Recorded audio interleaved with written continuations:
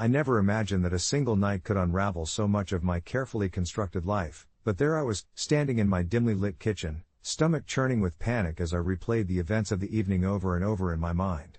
It all began as any ordinary Saturday. I was at home, enjoying a quiet evening after a grueling week at the office, feeling the weight of the world lift just a little as I prepared to indulge in my favorite comfort food, macaroni and cheese.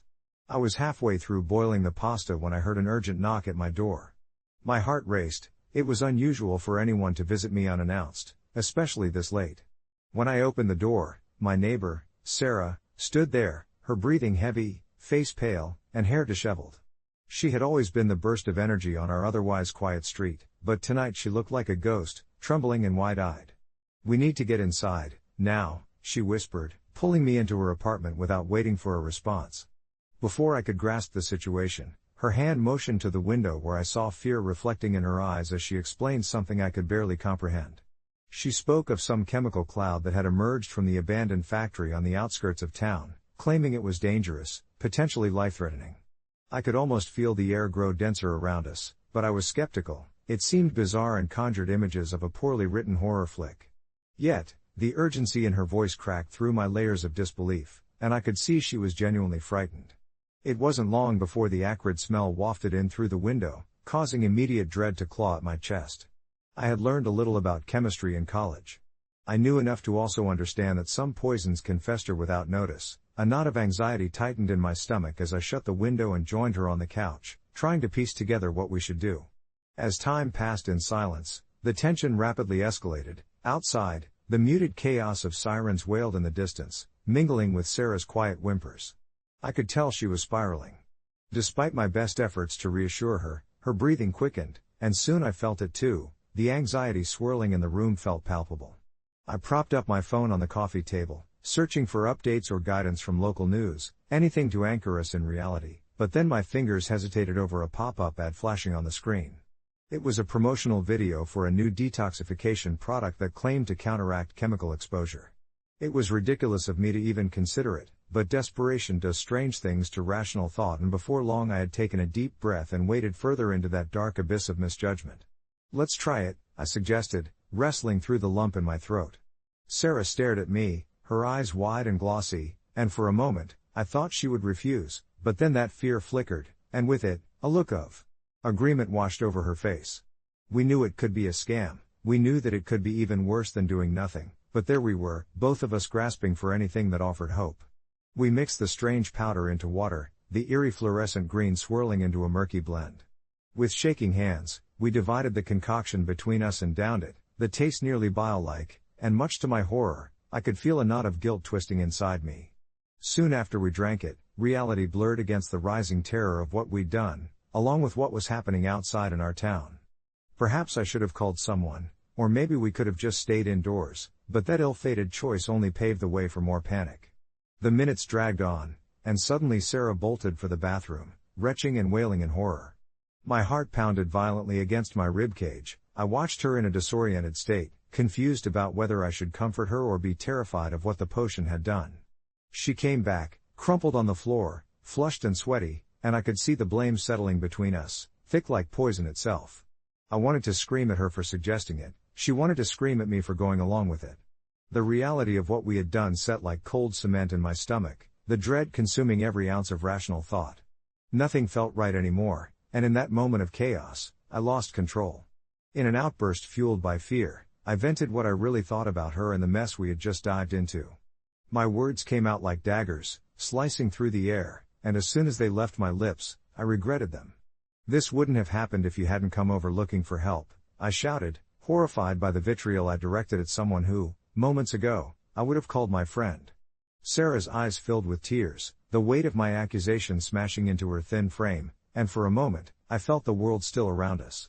I hated how quickly I had attacked her, and yet I couldn't untangle the worry that had transformed into resentment so quickly, nor could I undo the hurt that painted her face. As the panic surged around us, I couldn't shake the eerie feeling that the potion and the night's chaos were somehow intertwined, leaving everything spiraling beyond our control. I reached down to apologize, to reclaim the fragile bond we had before this all began, but the doorbell rang, and before I could react, Sarah fled to answer it, her fear conflating with urgency. I stood alone in the swirling mix of regret and anxiety, unable to voice the torment that pressed down on me as I listened to the voice of a paramedic outside, growing concerned about our unfamiliar reaction. I found solace in the idea of absolution, the hope that admitting what had happened would mend the frayed seams of the night. Ultimately, the shadows of my panic, my loud accusations, and the desperate measures we took wrapped around me like a heavy fog. Now, as I stand, looking at the aftermath of my words echoing into the late-night stillness, I know I must confront what I did, hoping that my confessions could provide some insight into the fragile line we walk when fear bleeds into blame. No update for now, this is where I leave it, a story unraveled but not finished. As I stood there, bathed in the muted glow of the streetlights, the last remnants of the panic-induced adrenaline began to fade from my body, leaving behind a dull ache in my chest. I could still hear Anna's voice piercing through the chaos, the way she cried for help and how the tension in the air tightened around us like a noose. It was a knife's edge we danced upon, teetering between vulnerability and paranoia. The events had spiraled so quickly, it felt surreal, like a fever dream I couldn't wake up from. Moments before the sirens had shared their chilling song with us, it was just another Friday night, a few drinks after work, laughter echoing through our modest apartment as Anna and I sat on our worn-out couch, sharing embarrassing stories from our years together. Things turned sinister fast, though, when a strange smell wafted in from our open window, smoky and acrid, an odor so sharp it felt like it belonged to another world. Before we could even piece together what was happening, dizziness hit me, and I saw Anna slump to the side, grasping her throat, her eyes wide in alarm. Panic surged through me in a torrent, my mind racing with a single mantra: save her. My world shifted as I flailed under the weight of responsibility. I bolted outside, desperately calling for help, though the words felt caught in my throat, tangled in knots of fear. Neighbors emerged, concerned and confused, but as I waved my arms in frantic gestures, I saw their faces twist with suspicion and fear. I could feel it, the judgment laying itself across my shoulders like a mantle I hadn't asked for. In my desperation, I grabbed the nearest object, anything to emphasize the urgency of the situation, and clutched a garden spade, wielding it like a knight's sword. My tone shifted as I pointed it at a group of bystanders, accusing them of negligence, of failing to see what was unfolding, the potential catastrophe waiting to bloom before our eyes. The spade, a symbol of my misplaced fury, had become an instrument of chaos rather than salvation. I could hear Anna yelling my name, her voice a distant sound that strained to break through the fog of hysteria. In that moment of sheer panic and misplaced aggression, I had become the very thing I was trying to combat. How could I have lost myself like that? The guilt crashed over me like waves, drowning my sense of reason. Eventually, shouting sirens jolted everyone, and professionals swarmed the scene, taking control, but they had seen me, frantic and armed, the chaotic shadow of fear painted across my face. As they worked on Anna, my accusations lingered in the air like the remnants of that foul chemical that had thrown us into turmoil. I had turned from her protector to her accuser, my hands shaking not from the aftermath of the substance but from the realization of my brutality. We spent hours at the hospital, Anna recovering under the watchful eyes of medical staff. I sat in the waiting room, anxiously glancing at the clock, each tick mocking my inability to fix what I wrecked with mere words. I had to face her, face what I had done, confront the demons I had unleashed in my panic. When they finally summoned me into her room, I took a shaky breath, feeling unbearably small. Anna lay there, looking so fragile amid the hospital blankets, her face drawn but eyes still holding a flicker of defiance. I stumbled through an inadequate apology, each word seemed insipid compared to the reality of the night. I didn't mean for it to get that way, was all I could muster, fighting back the tears that stung my eyes. She just looked at me for a moment that felt like eternity, then asked the question that ripped through my heart: why did you turn on me? A question so piercing, I felt it carve itself into the very center of my being. I could have broken down right there, I could have explained how fear reshaped my mind, how the layers of security I felt crumbled when I saw her in distress, the confusion of not knowing if I could trust what my senses told me. But standing there, faced with the raw truth of my actions, I couldn't speak. Instead, I leaned forward, placing my head in my hands, my breath hitching with the weight of remorse I had been carrying. Seconds stretched into minutes, until I felt her hand on my back, a gentle reminder that despite everything, we were still together. The silence that followed held its own weight, both an apology and a question, an invitation to understand that sometimes the worst damage comes not from the hands that inflict harm but from the panic born from fear of losing someone you love. As we both sat in that fragile silence, we started to piece together our broken night.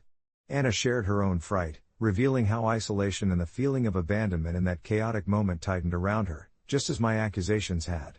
Our hearts cracked open in the tender glow of understanding. There were shared fears and vulnerabilities that had twisted our perception that night, grief and paranoia woven into our bond. It was a moment of raw honesty, one that would not erase my actions but could potentially stitch up the wounds festering between us. We held on to that realization, fragile as it was, knowing that the shadows of our panic would remain part of our story, a brush with darkness that would ultimately guide us both closer to light. And now, standing outside in that stillness, I realize that the confession isn't about demonizing myself but about embracing the imperfections of love and fear. Admitting that we are both searching for absolution, not from the mistakes we make, but from the understanding that sometimes the horror lies in how we react when the ground beneath us gives way. Life, with all its fear and uncertainty, can bind us more tightly than we anticipate, leaving imprints we prefer to mask.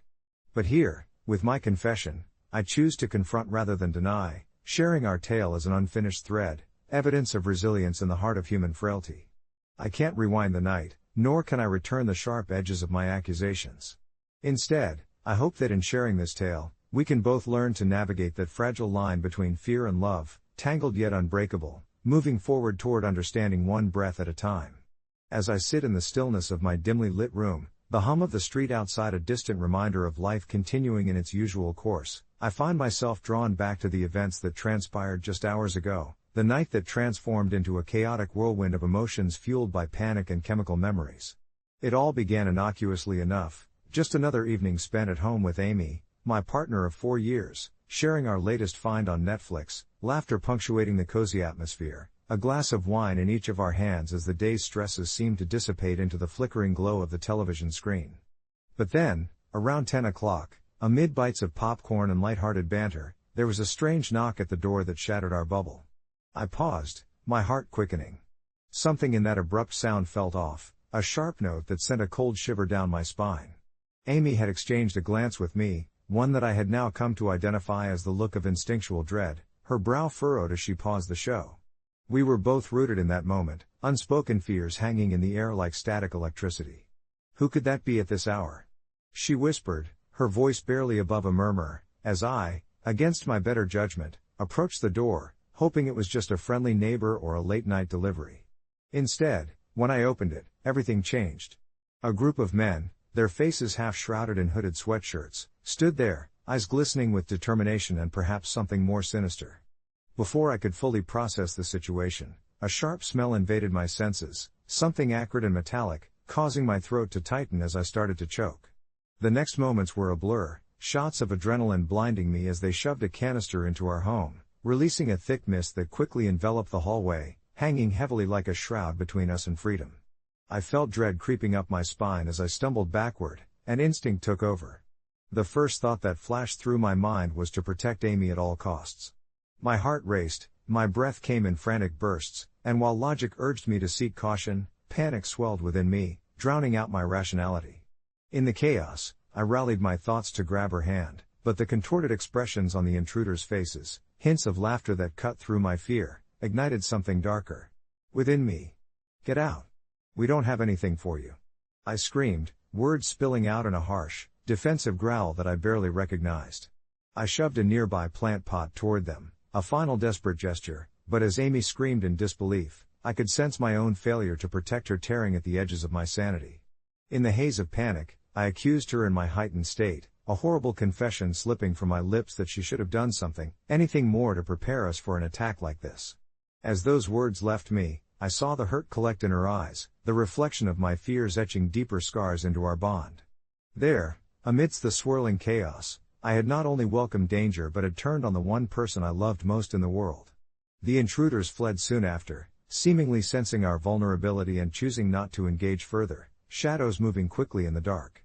The reality of the empty air left behind hit me with the force of a tidal wave. We were standing in our own safe space, a sanctuary that had violated what we believed to be true. I sank to my knees, the weight of my anger, confusion, and unbridled fear crashing hard against my chest. "I am so sorry," I breathed, my voice hoarse, but the words felt inadequate, nothing compared to the guilt that now lingered in the silence. I could see Amy standing there, framed in the low light, a silhouette of shock, fragile, trembling, As she drew away from me physically and emotionally, a chasm opening between us. I watched her retreat, each step marked not just by her physical distance but by the raw heartache that lay heavy between us, growing wider with each passing moment. It would be hours until we could delve into the ramifications of the night, but even in our attempts to regain some semblance of normalcy, I could hear the echoes of my accusations, the betrayal of fear twisting a bond forged through trust. When morning came, the sunlight crept through the curtains, bathing everything in a harsh reality I wished to escape. But I knew, in confronting the pain and uncertainty, we had the chance to rebuild. I lay in the silence beside her, each breath filled with an unbearable weight of regret and longing for reconciliation. I yearned to convey the agonizing truth that I had acted out of sheer terror, that in the throes of panic, I had shattered her sense of safety instead of protecting it. The road to healing would be fraught with difficult conversations, but from this raw wound, I hoped we could come to understand each other in ways we had not dared before. I finally nudged closer, seeking her warmth, craving forgiveness and connection because while fear may have tried to sever us, love held a capacity to mend, even the most fractured of hearts.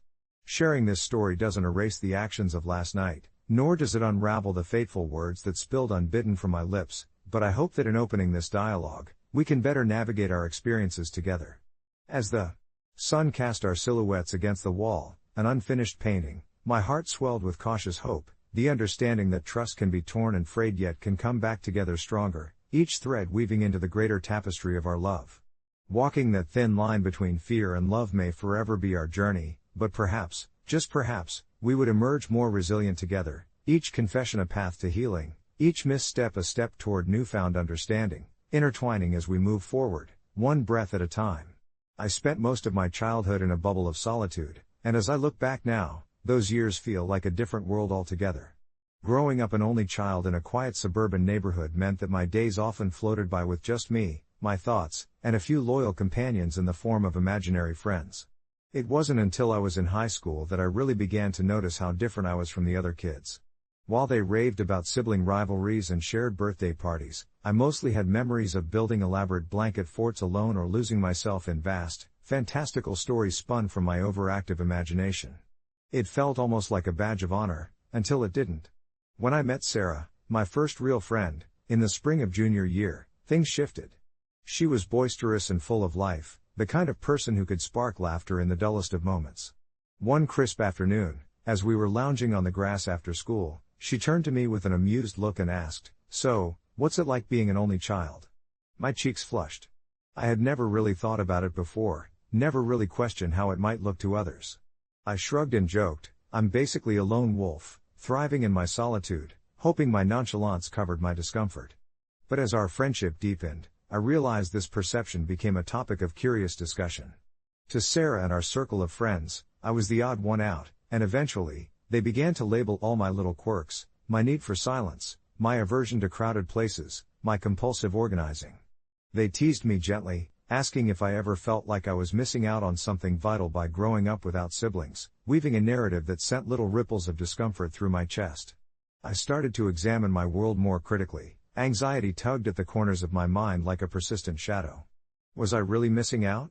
Had my quiet upbringing somehow stunted my capacity for connection? Those thoughts spiraled in me, building a tension I couldn't shake. In a moment of vulnerability, I admitted my fears about not fitting in to Sarah one day during lunch. I braced for reassurance, but all she gave me was a confused look. "It's not that serious," she said lightly, picking at her salad. "Being an only child just means you didn't have to learn how to share."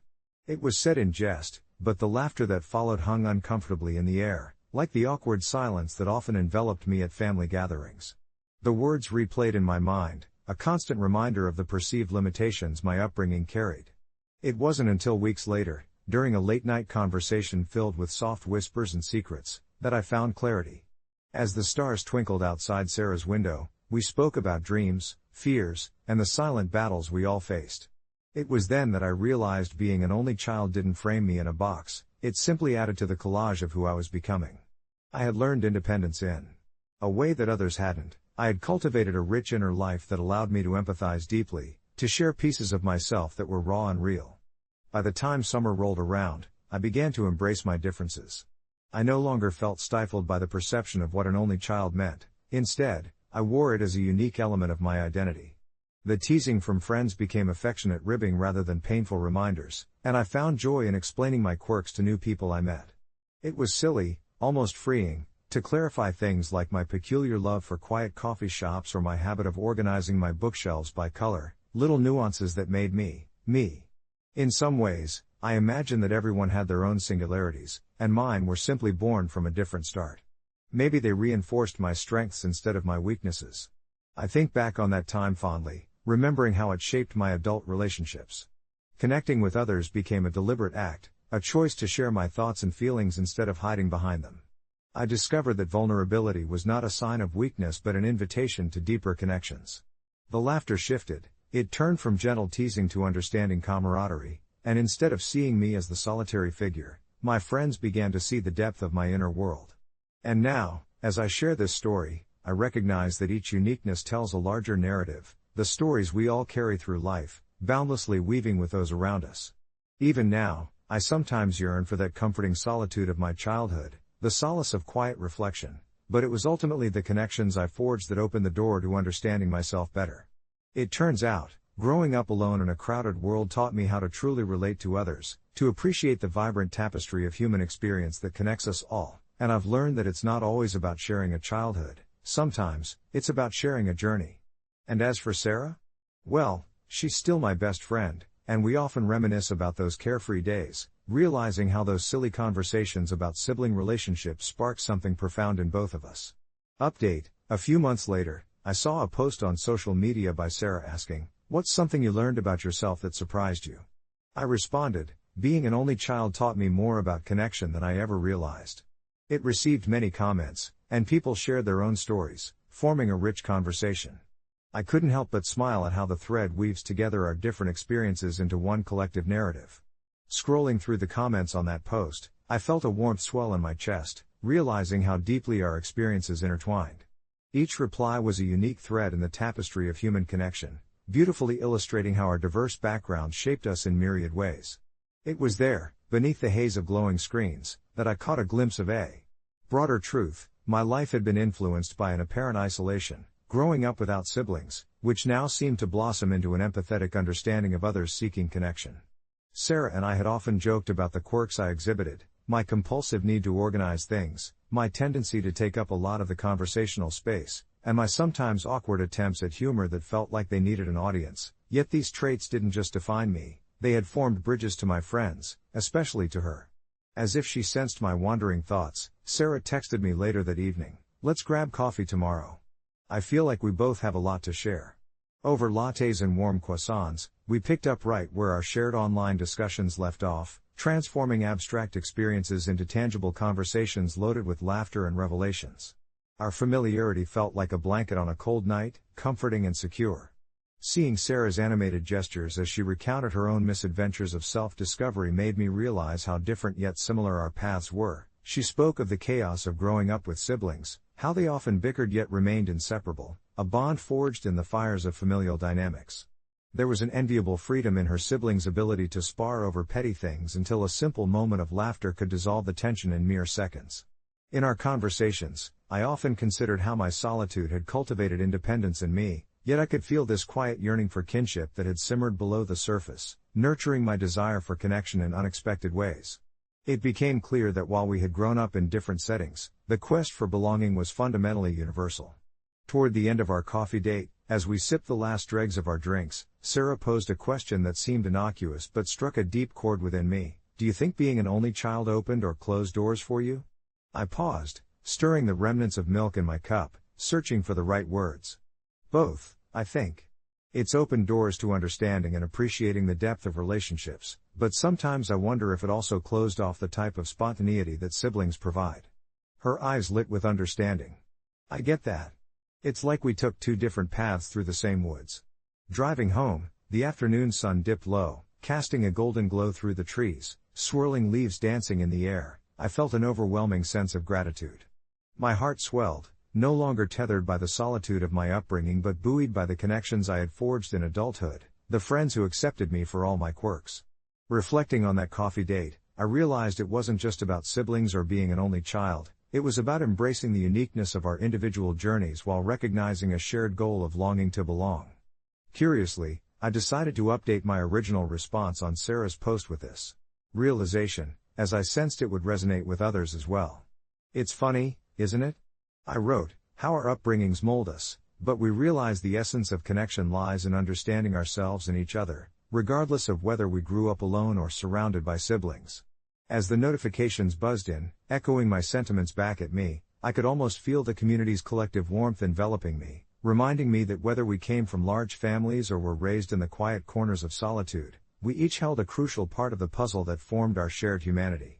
The realization dawned on me, the connections might just be the threads that bind us all, stitching together a narrative richer than our individual stories alone ever could, and perhaps in that, I found my own peace, nestled comfortably in a world that felt just a little bit more connected.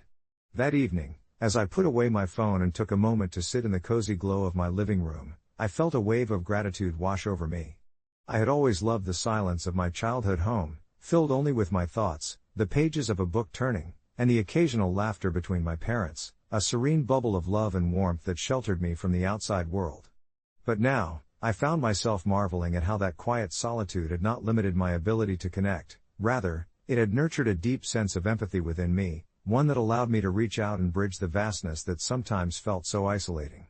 The conversations we shared in the comment thread, that digital tapestry, reminded me of my late-night talks with Sarah, the way we dissected life's little intricacies and laughed over the absurdities we encountered.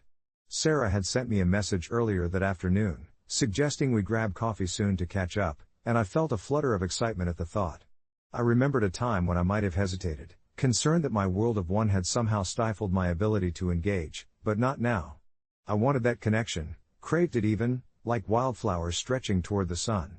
The next day was warm and inviting, and as I walked into the charming cafe where we had agreed to meet, I could already see her through the window, her animated hand softly punctuating her words as she spoke to someone behind the counter. It struck me then, how much she had become a part of my narrative, her own stories, filled with the noise of siblings and family dinners, weaving seamlessly into the quiet moments I had grown so accustomed to. We hugged tightly when we finally met, a rush of warmth reminding me that these moments were what I had been missing. We found a nook in the corner, the scent of freshly brewed coffee surrounding us like a comforting blanket. As we settled in, I couldn't help but reflect on the beauty of our friendship. It was a blend of her boisterous tales, filled with the chaos of siblings, balancing the stillness of my own upbringing. Our discussions flowed effortlessly, touching upon everything from our childhood moments to the recent posts we had engaged with on social media, each revelation feeling like a gentle shift in the pieces of a puzzle that was finally fitting together. As Sarah went on about her younger brother's latest antics, a sense of peace washed over me. Listening to her laugh, her eyes sparkling with details, I felt an undeniable bond forming, one that was neither defined by the number of siblings we had nor the homes we grew up in, but rather by our willingness to be present, to engage with one another's worlds. It was an understanding that transcended our physical realities and all the little insecurities that came with them. We talked about our careers, our dreams, and even our fears. I shared how I had often worried about being perceived as self-centered or introverted, but Sarah's response was a grounding reminder that traits were merely facets in a spectrum of our personalities, and it was how we chose to navigate the world that truly defined us. Later that week, sparked by our conversation, I decided to share my experience with solitude and connection on my social media. I posted a reflective piece about how growing up without siblings taught me the art of nurturing and craving connection in a world that often felt distant. To my surprise, the reaction was overwhelmingly positive. It was as if I had pulled the thread of vulnerability, and suddenly, everyone was weaving their own stories into mine. Those with siblings spoke of how they valued their relationships, while others shared the struggles of being an only child, echoing similar sentiments to what I had experienced. Each comment felt like a gentle tug at the fabric of our shared reality, a tapestry of laughter, tears, and understanding. By the end of the week, the post had sparked long threads of conversations, bringing together a community of voices, tales of connection and solitude simmering in the warm glow of shared empathy. As I tucked myself in bed that night, I reflected on how remarkable it was that our seemingly separate lives had the potential to intertwine, drawing us closer as we sought deeper connections. I felt a new chapter opening in my life, one where I could embrace both the quiet spaces I cherished and the vibrant voices of others. Perhaps this was the true gift of growing up as an only child. It didn't isolate me, it prepared me to appreciate the beauty of human connection in all its forms. Maybe, just maybe, the absence of siblings had equipped me with the ability to cultivate friendships that were, in their own right, as close as family. And with that comforting thought, I drifted off to sleep, dreaming of the conversations yet to be had, and the threads of connection yet to be woven in the intricate tapestry of life. It was a crisp winter morning when my son and I arrived at the slopes, the air sharp and invigorating, promising a day filled with laughter and the thrill of gliding down glistening white hills. My son, Ethan, had only started skiing a couple of months prior but was already captivated by the sport. His enthusiasm was infectious. As a single parent, I cherished these moments spent together, feeling the weight of life melt away with each laugh as we bundled up against the cold. The excitement in his little voice as he beckoned me to a gentler slope warmed my heart. I watched him transform from a cautious beginner into a spirited skier. But as morning gave way to afternoon and we found ourselves at the base of a moderate hill, ready to take on a new challenge, I couldn't shake the feeling that something was off. Ethan, energized by the promise of adventure, shot off ahead of me, his red helmet bobbing in the distance while I followed cautiously, knowing that he needed space to explore but also keeping a watchful eye on his technique. That's when I saw him, a man with a smug expression and a bright orange ski jacket, barreling down the hill. I initially mistook him for simply a confident skier, but I soon realized he had little regard for those around him. As if determined to prove his prowess, he sidestepped Ethan's path as they met in a tumble of limbs and sharp edges. I felt my heart drop as I watched Ethan crumple to the snowy ground, a frightened look on his face. Before I could reach him, the man clumsily skidded to a stop, his attention unfocused as he turned to check his own gear rather than caring for the child he had just collided with. I rushed over, my heart racing, and knelt beside Ethan, my hands brushing against the cold snow as I surveyed him for injuries. Thankfully, he appeared unharmed, but the tears welling up in his eyes rattled me more than any physical ailment could. Anger simmered just beneath the surface as I glanced at the man, who was now sauntering away, clearly unconcerned about the aftermath of his recklessness. "Are you okay, buddy?" I asked Ethan gently, my voice trembling with a mix of relief and rising fury at the man's arrogance. Yet the sting of humiliation mingled with my protective instincts. Was it overreacting to call ski patrol on someone who had scared my child? As I comforted Ethan, I could see he was growing more distressed by the second, overwhelmed by the sudden chaos of the moment. I took a breath and made the call. While waiting for the patrol to arrive, I watched the man laugh and joke with his friends nearby as if Ethan's experience was an amusing side note. The urge to confront him was palpable, but fear held me back, wondering if turning this into a spectacle would only upset Ethan more. The ski patrol arrived relatively quickly, assessing the situation with calm professionalism while I explained what had happened and how the man had disappeared into the background of the day, leaving a ripple of anxiety in his wake. They assured me Ethan was safe and that they would handle the matter, which left me feeling both relieved and a little uncertain about whether I had crossed a line. After they dealt with the incident, Ethan and I decided to take a break, curling up at a nearby cabin with steaming mugs of hot cocoa. As we sat there, I watched him slowly return to his bubbly self, animatedly discussing how he wanted to tackle the next slope while I mentally sifted through my choices. Had I been too harsh? Did intervening really matter? The warmth of the drink settled over me as Ethan's laughter filled the air. My heart was still heavy, but the fuller sense of parental protection began to outweigh it. When we returned to the slopes, I kept him close, monitoring every wave of excitement or fear reflected on his face. The thought could not help but linger, should I have chosen a different route? The incident haunted me, a nagging feeling not just of vigilance but of questioning my decisions, stacking against the joy of our day. That evening, while tucking Ethan into bed, I finally asked him what he thought about the day, and he smiled brightly, recounting the delicious cocoa and the fun of trying out new runs. "Did you see how I turned my skis to avoid that giant snow bump?" he asked. Relief washed over me. Perhaps in the midst of chaos, our little adventures had forged lessons that neither of us would forget. Updates floated through my mind as I reflected on the afternoon, pondering about talking to someone at the lodge about safety for the kids but largely trusting that the ski patrol had taken appropriate action. The next morning, I sat idly, scrolling through a local social media forum when I stumbled upon a post titled something like AITA for being a reckless skier. The familiar orange jacket leapt off the screen. It was the man from the previous day, recounting the incident but portraying himself as a misunderstood thrill seeker who had been wronged. I chuckled softly and felt a wave of empowerment wash over me, reinforcing that I did the right thing for my son. The story rolled through my mind as I sipped my coffee. Life was often a toss-up of what's right or wrong, but when it involved safeguarding my child, I knew I'd take the ski patrol every time. As I sat there, watching the steam rise from my mug, my thoughts danced between the warmth of the cafe and the icy chaos of yesterday's events. The mountain air clung to me still, its crispness a sharp reminder of that too-close encounter.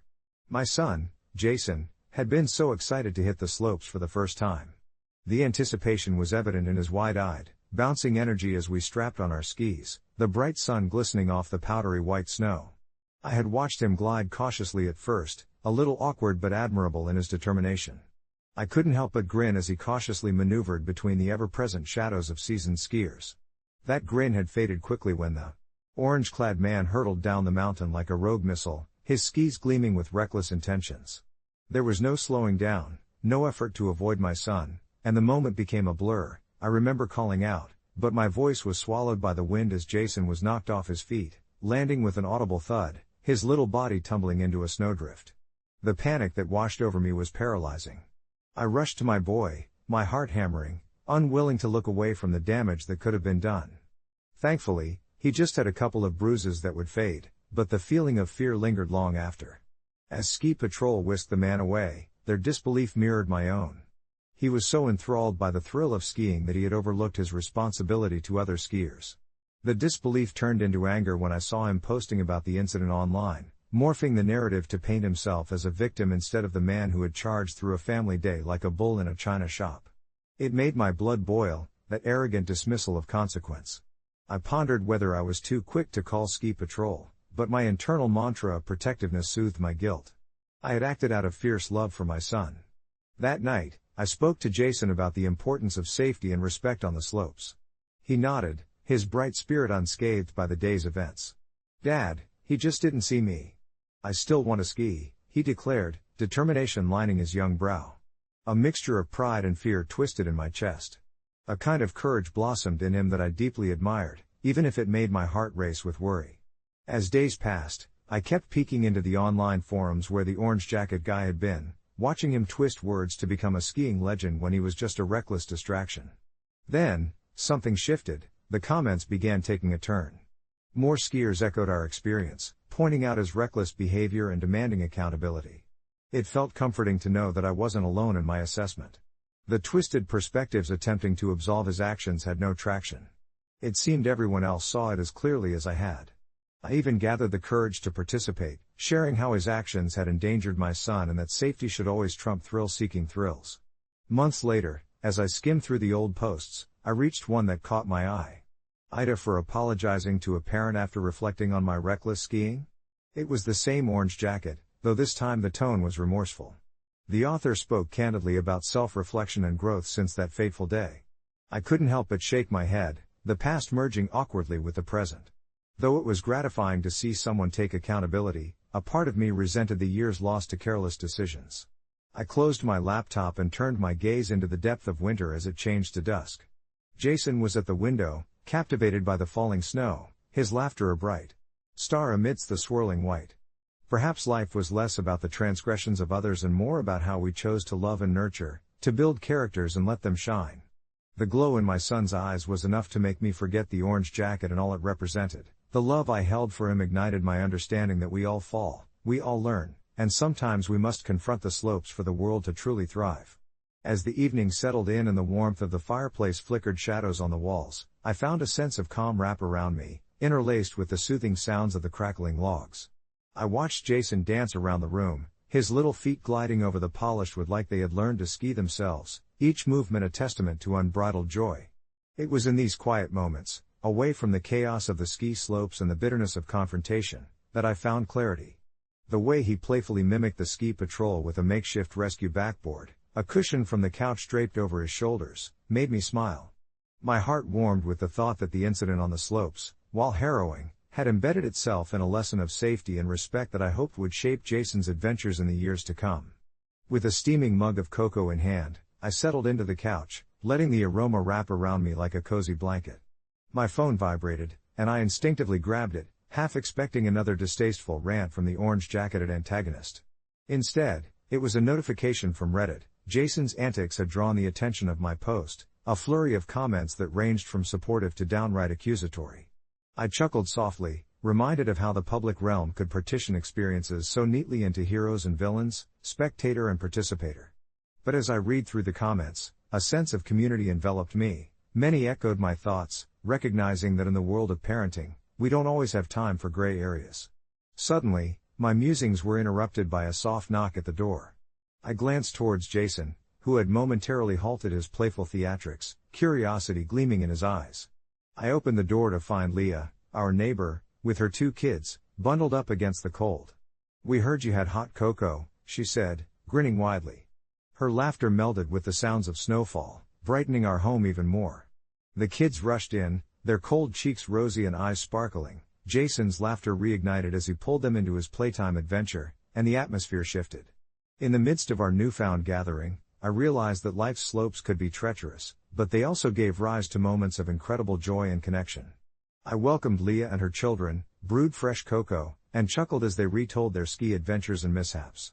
Each tale unfolded as gently as the snowflakes twirling outside, a reminder of how laughter and camaraderie could soften the sharp edges of an unfortunate day.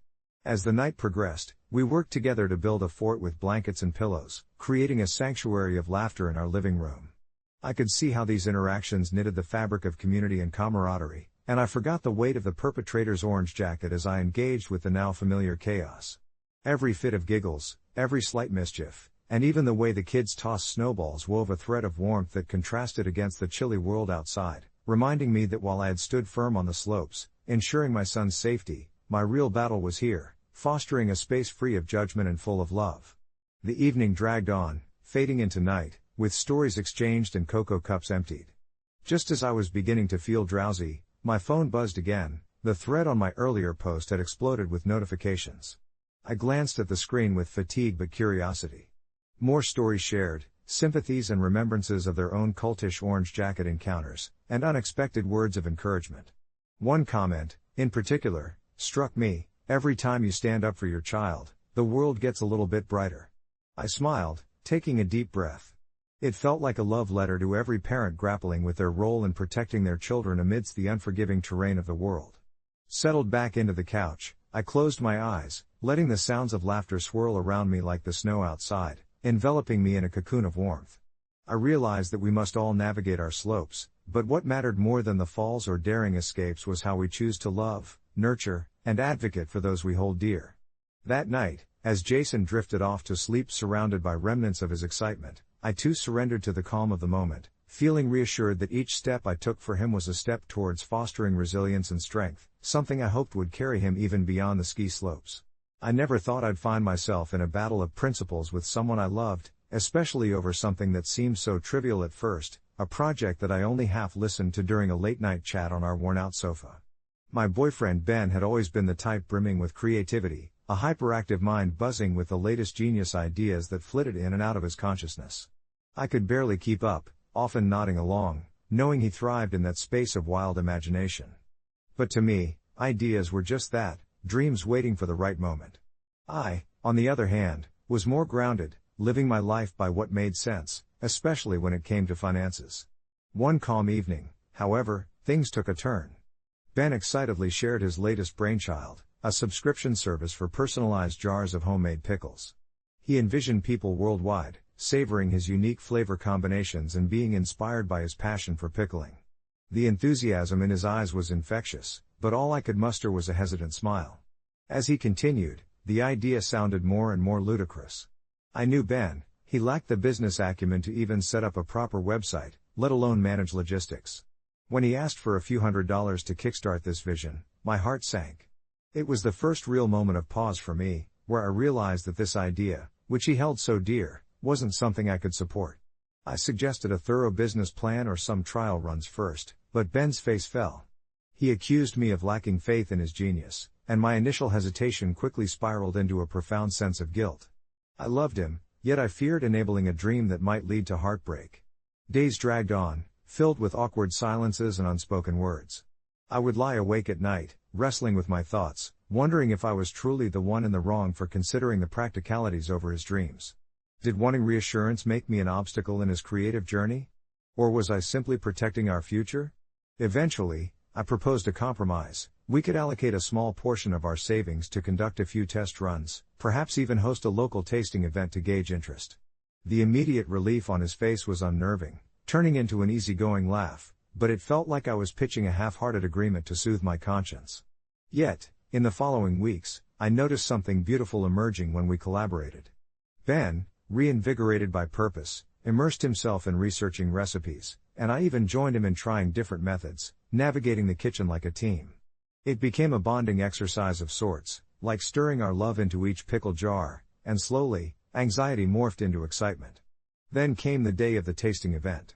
I watched with bated breath as he presented his flavors to a small gathering of neighbors, friends, and onlookers. The joy on his face mirrored the glee of people who savored his pickles, and in that moment, I realized that my overarching fear of financial disaster paled in comparison to the happiness this endeavor brought us. I didn't need to abandon my principles, rather, I could support him while ensuring we tread carefully. The night ended in shared accolades and unexpected orders. The burst of laughter and shared dreams felt liberating. Reflecting on those moments, I learned that it wasn't just about my resistance to fund a failed endeavor, it was about navigating the balance between supporting creativity while honoring my grounded nature. In an ironic twist, a few months down the line, our pickle business, now affectionately named Ben's Brine, gained traction, drawing local vendors' interest, including a small deli that wanted to carry our products. While I still often struggled with the concept of financial risk, I began to appreciate the beauty of possibility. Still, I made a silent vow to remain cautious, ensuring that, while we dreamt big, our feet stayed grounded in reality. I realized love wasn't only about encouragement, it was also about clever navigation of ideas and support through practicality. Perhaps the struggle between imagination and reality was as indispensable as the flavors in our jars, melding into something uniquely our own. I would often smile at our journey, and one evening, after watching Ben meticulously pack orders, I felt an urge to share our story on Reddit, a blend of AITA and our /relationship sentiment swirling in my head. Am I the asshole for refusing to fund my boyfriend's genius idea? Seemed like a fitting title, but deep down, it transformed into a thread about two imperfect people forging a path together, where dreams and rationality coexisted in their own peculiar harmony. I pressed post and watched as comments poured in, eager to share our message of love and compromise with a world that might just need to hear it. As the comments started rolling in, my heart raced with a mix of excitement and trepidation. I found myself caught in a tide of responses, both affirming and questioning. Some users rallied behind my decision, calling it wise not to sink my savings into a risk that could lead to financial ruin. Others, however, championed Ben's creativity, urging me to believe in his vision, to have faith that sometimes the greatest risks yield the sweetest rewards. I leaned back in my chair, considering the dissonance of it all. Ben's genius idea, as he called it, was a subscription model for a quirky line of eco-friendly pet products, think biodegradable chew toys and organic catnip laced with chamomile.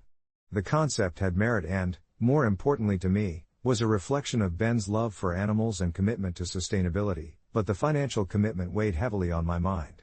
I imagined what it would be like to face our friends and family if everything went south. No one seemed to share the fantasy of becoming an overnight success, and I worried that my determination to be practical would be painted as lack of support for his dreams. That night, after reading through countless comments that felt like both validation and scrutiny, I sat on the couch while Ben scrolled through social media. I watched him, the light from the screen casting shadows that flickered across his face, and I felt a warmth surge in my chest. Beneath the layers of my doubt lay a deep love for him and a recognition of the immense effort he was putting into his idea.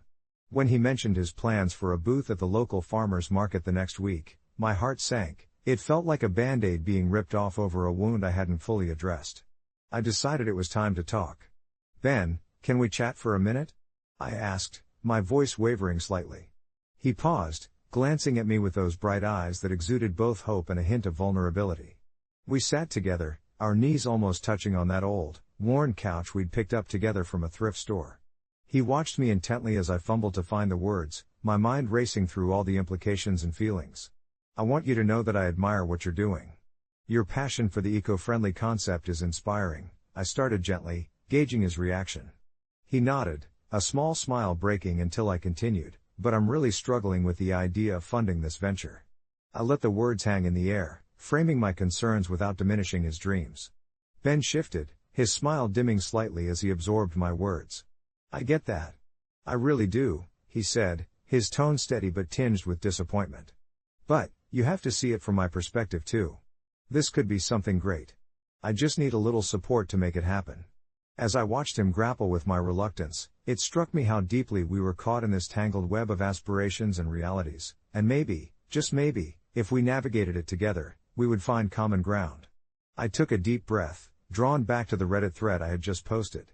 It dawned on me that my initial impulse to share our story didn't just stem from wanting to seek external validation. I wanted accountability, an open dialogue about pushing boundaries without losing oneself in the process. Okay, how about this? I proposed, choosing my words carefully. Instead of jumping into a financial commitment, what if we brainstorm some smaller steps? We could put together a prototype, seek local feedback, maybe even test the waters at the booth without significant investment. His eyes widened slightly, hope flickering back to life as he saw the possibility within my suggestion. Are you serious? He asked incredulously, a slight tremor in his voice. You'd help me build it? My heart warmed as I nodded, feeling the electric charge of connection radiate between us. Let's work on it together. You could need my help with the marketing side of things, and I believe we can find a middle ground. Relief washed over his features. There was still fear of the unknown lurking in the background, but I could see that he wasn't looking for unwavering support or financially empty promises. He just longed for partnership in a dream that felt elusive. As discussions progressed over the next few weeks, the feedback loop we created became a crucible for creativity, a rich, textured place where my pragmatism met his enthusiasm. This venture became a shared dream, steered away from the precipice of reckless abandon by our collective input. Meanwhile, my Reddit post continued to garner attention, with many users following along as I updated them about our small victories. We received encouragement and advice from strangers who rooted for us in our public yet intimate journey. One particularly heartwarming comment caught my eye: "It's not about who's right or wrong. It's about two people growing together." It resonated with me deeply, and I found truth in those words. This was less an AITA situation and more a testament to how love balances dreams and reality in the most unexpected ways. As Farmers Market Day approached, we stood in the garage, putting together the last touches on our display. Ben's excitement was palpable as he unveiled the prototype, a brightly painted wooden barrel filled with the biodegradable toys he had crafted. There was a moment when he turned to look at me, his eyes gleaming with a mix of fear and exhilaration. I felt my heart swell as we posed for photos in front of our booth, laughter bubbling between us. It was in those moments I realized I wasn't just sharing a workspace, I was sharing his vision, and in doing so, I had learned how to celebrate the beauty of compromise. And when the market opened, feet shuffling and voices blending into an earthy symphony, we were overwhelmed with warmth from our community, a vibrant tapestry resulting in conversations that bridged strangers and friendships alike. The day was a success that unfolded before us, not just in sales but in connection and shared smiles. As we packed up, I wouldn't say we were out of the woods yet, but I finally felt aligned with Ben in our pursuit. The Reddit post still echoed in my mind, but now I didn't view it through the lens of whether I was the asshole. Instead, I realized that we were just storytellers, weaving our tale of love through uncertainty, faith, and ultimately, shared dreams. A few weeks later, I provided an update on the original post. After some soul-searching conversations, Ben and I found a way to support each other's dreams while still being practical about our finances. We're currently thriving at the farmers market, learning and evolving together. Thanks for all the thoughtful insights. Everyone's input truly helped save our relationship. I felt the weight lift as I shared our growth, my heart full with the understanding that love, in all its messy beauty, often thrives in those gray areas. And in that swirling mix of vulnerability and perseverance, we realized we were navigating our path, together. But just as I settled into this rhythm, the future we had started building together began to feel less certain. The farmers market had become our weekend ritual, a place where we showcased not only our homemade products but also our shared dreams. Each Saturday felt like a small victory. We laughed at customers' reactions, shared bites of homemade snacks with each other, and celebrated our modest earnings with a quick trip to the local cafe. However, as the weeks passed, I noticed that Ben seemed increasingly distracted.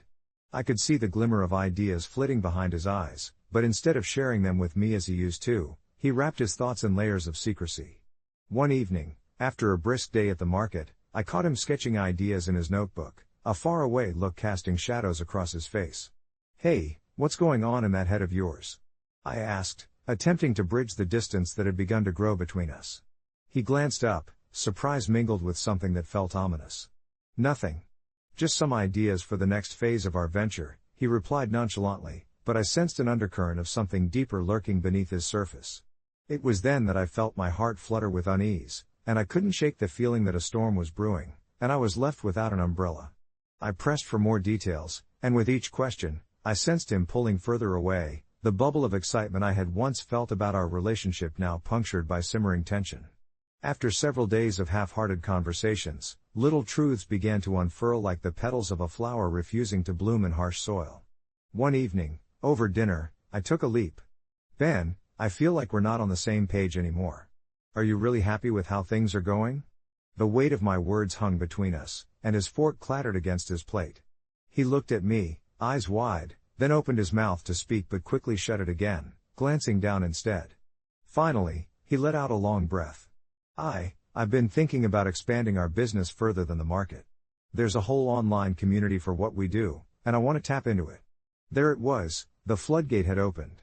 His dreams were widening, and while that might seem beautiful, I felt a familiar turmoil rise in my chest. "That sounds amazing, but aren't we stretching ourselves too thin?" I asked, trying to mask the fear creeping in. "I mean, we barely have enough time as it is, and what about the risk? We can't just throw more money into something that might not work." His face hardened at my words, and in that moment, I felt the fragile balance we'd achieved begin to teeter. "I thought we were in this together. The whole point was to support each other," he replied, a hint of indignation sharpening his voice. As he spoke, I could see the flame of his ambition battling despair, but beneath it all, my own fear flared up in response. It felt like we were on two separate islands, and I couldn't even reach him on a bridge made of words. That night, I lay awake, replaying our conversation in my mind like a broken record. In just a matter of weeks, our quaint partnership felt strained under the weight of ambition and uncertainty. I found solace in the soft sounds of the nighttime world outside, crickets serenading me as I tried to quell my worry. The following days bore the weight of unspoken words, and our once lively market days morphed into a quiet ritual of forced smiles and muted laughter. Ben seemed more electric than ever, distant but burning with ideas that fed off my fears. I couldn't help but wonder if his vision for our business included a space for me at all. It took several days of silent simmering before I reached a breaking point. One Saturday, during a lull between customers at the market, I confronted Ben again. "What if we come up with a clear plan together, instead of you going ahead solo? I want to support you, Ben, but I need to feel included in what we're building. Your dreams matter to me, but so does our partnership." His gaze met mine, piercing yet unsure, and I held my breath. The silence stretched between us like a taut wire ready to snap. Slowly, realization seemed to dawn upon him, the anger fading just a little to expose a flicker of understanding. "I guess I didn't consider how my ambitions have started to push us apart. I was so focused on getting ahead that I forgot why we started this together in the first place." I felt a swell of relief wash over me, as if a heavy curtain had been drawn back, allowing sunlight to seep into the stifling darkness of my worries. After that, something shifted between us. Ben began including me in his brainstorming sessions, drafting plans together late into the evening, and for the first time in weeks, I felt my enthusiasm reignite. We created a strategy that both respected his dreams and acknowledged our limitations, crafting a delicate dance between risk and reward. As we navigated our way through that process, it became clear that this journey wasn't just about individual aspirations but about weaving our dreams together, one thread at a time. With renewed energy, we launched our online store, balancing our market presence with the new venture. Month by month, sales grew, ideas flourished, and miraculously, so did our relationship. It wasn't without its bumps. Some nights ended in frustration when technology failed us or when we faced competition that made us second-guess our approach, but we learned to communicate through the challenges instead of around them. In those moments of doubt, we would often revisit that original post I had shared on Reddit, the one that had stirred so much conversation and reflection. It became a reminder of the messy and beautiful journey we were on. Our different facets started to harmonize, turning discord into a beautiful melody that felt uniquely ours. Eventually, as I looked back on that time, I realized the power of love not only to lift us up but to ground us in the essence of who we are. Our experience at the farmers market became not just a business endeavor but the backbone of our relationship, a shared narrative where our hopes intertwined like the strings of a well-played instrument. And as I lay in bed that night, listening to the soft rhythm of Ben's breathing next to me, I whispered a quiet thank you to the universe for the lessons learned and the love that continually shaped us. It wasn't about avoiding the storms but dancing together in the rain, finding joy in the journey and in one another. I thought family dinners were supposed to be a happy time, a sanctuary where laughter echoed against the walls and stories were shared over hearty meals. But for us, those evenings had morphed into something altogether different, shadows lurking at the edges of our conversations, wrapping our interactions in unspoken tension. My name is Clara, and I've been married to Tom for 6 years. We have a 5-year-old daughter named Ruby, and while I consider ourselves a loving family, it has become impossible to ignore the growing chasm between Tom's parenting style and my own. I often found myself biting my tongue as I watched him joke with Ruby, unraveling crucial lessons about respect and boundaries into playful exchanges that sometimes skirted a little too close to mockery for my liking. I remember feeling that knot in my stomach every time I saw Tom dismiss her feelings, like the time she fell off her new bike and cried, only for him to ruffle her hair, laughing, saying she was being drama queen. It was that laughter that made me feel like I was caught in some kind of silent storm. Did he really believe it was all a joke? Surely, parenting requires more than a punchline. After months of internal wrestling, trying to bridge our views, I decided, after a particularly difficult week where it felt like every interaction we had ignited a small brushfire between us, that it was time to have an intervention, but one that wouldn't involve an audience. My plan was simple: gather a few close family members who shared my concerns and sit Tom down. The day of the intervention, my heart raced. We hosted the dinner in our cozy living room, filled with the familiar scent of my grandmother's lasagna wafting through the air, an ambrosial comfort I hoped would alleviate the tension. I watched him as he entered, a radiant smile on his face and an easy banter with Ruby. For a fleeting moment, I almost doubted my decision.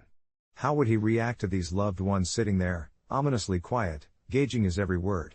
The evening began with laughter and light fare.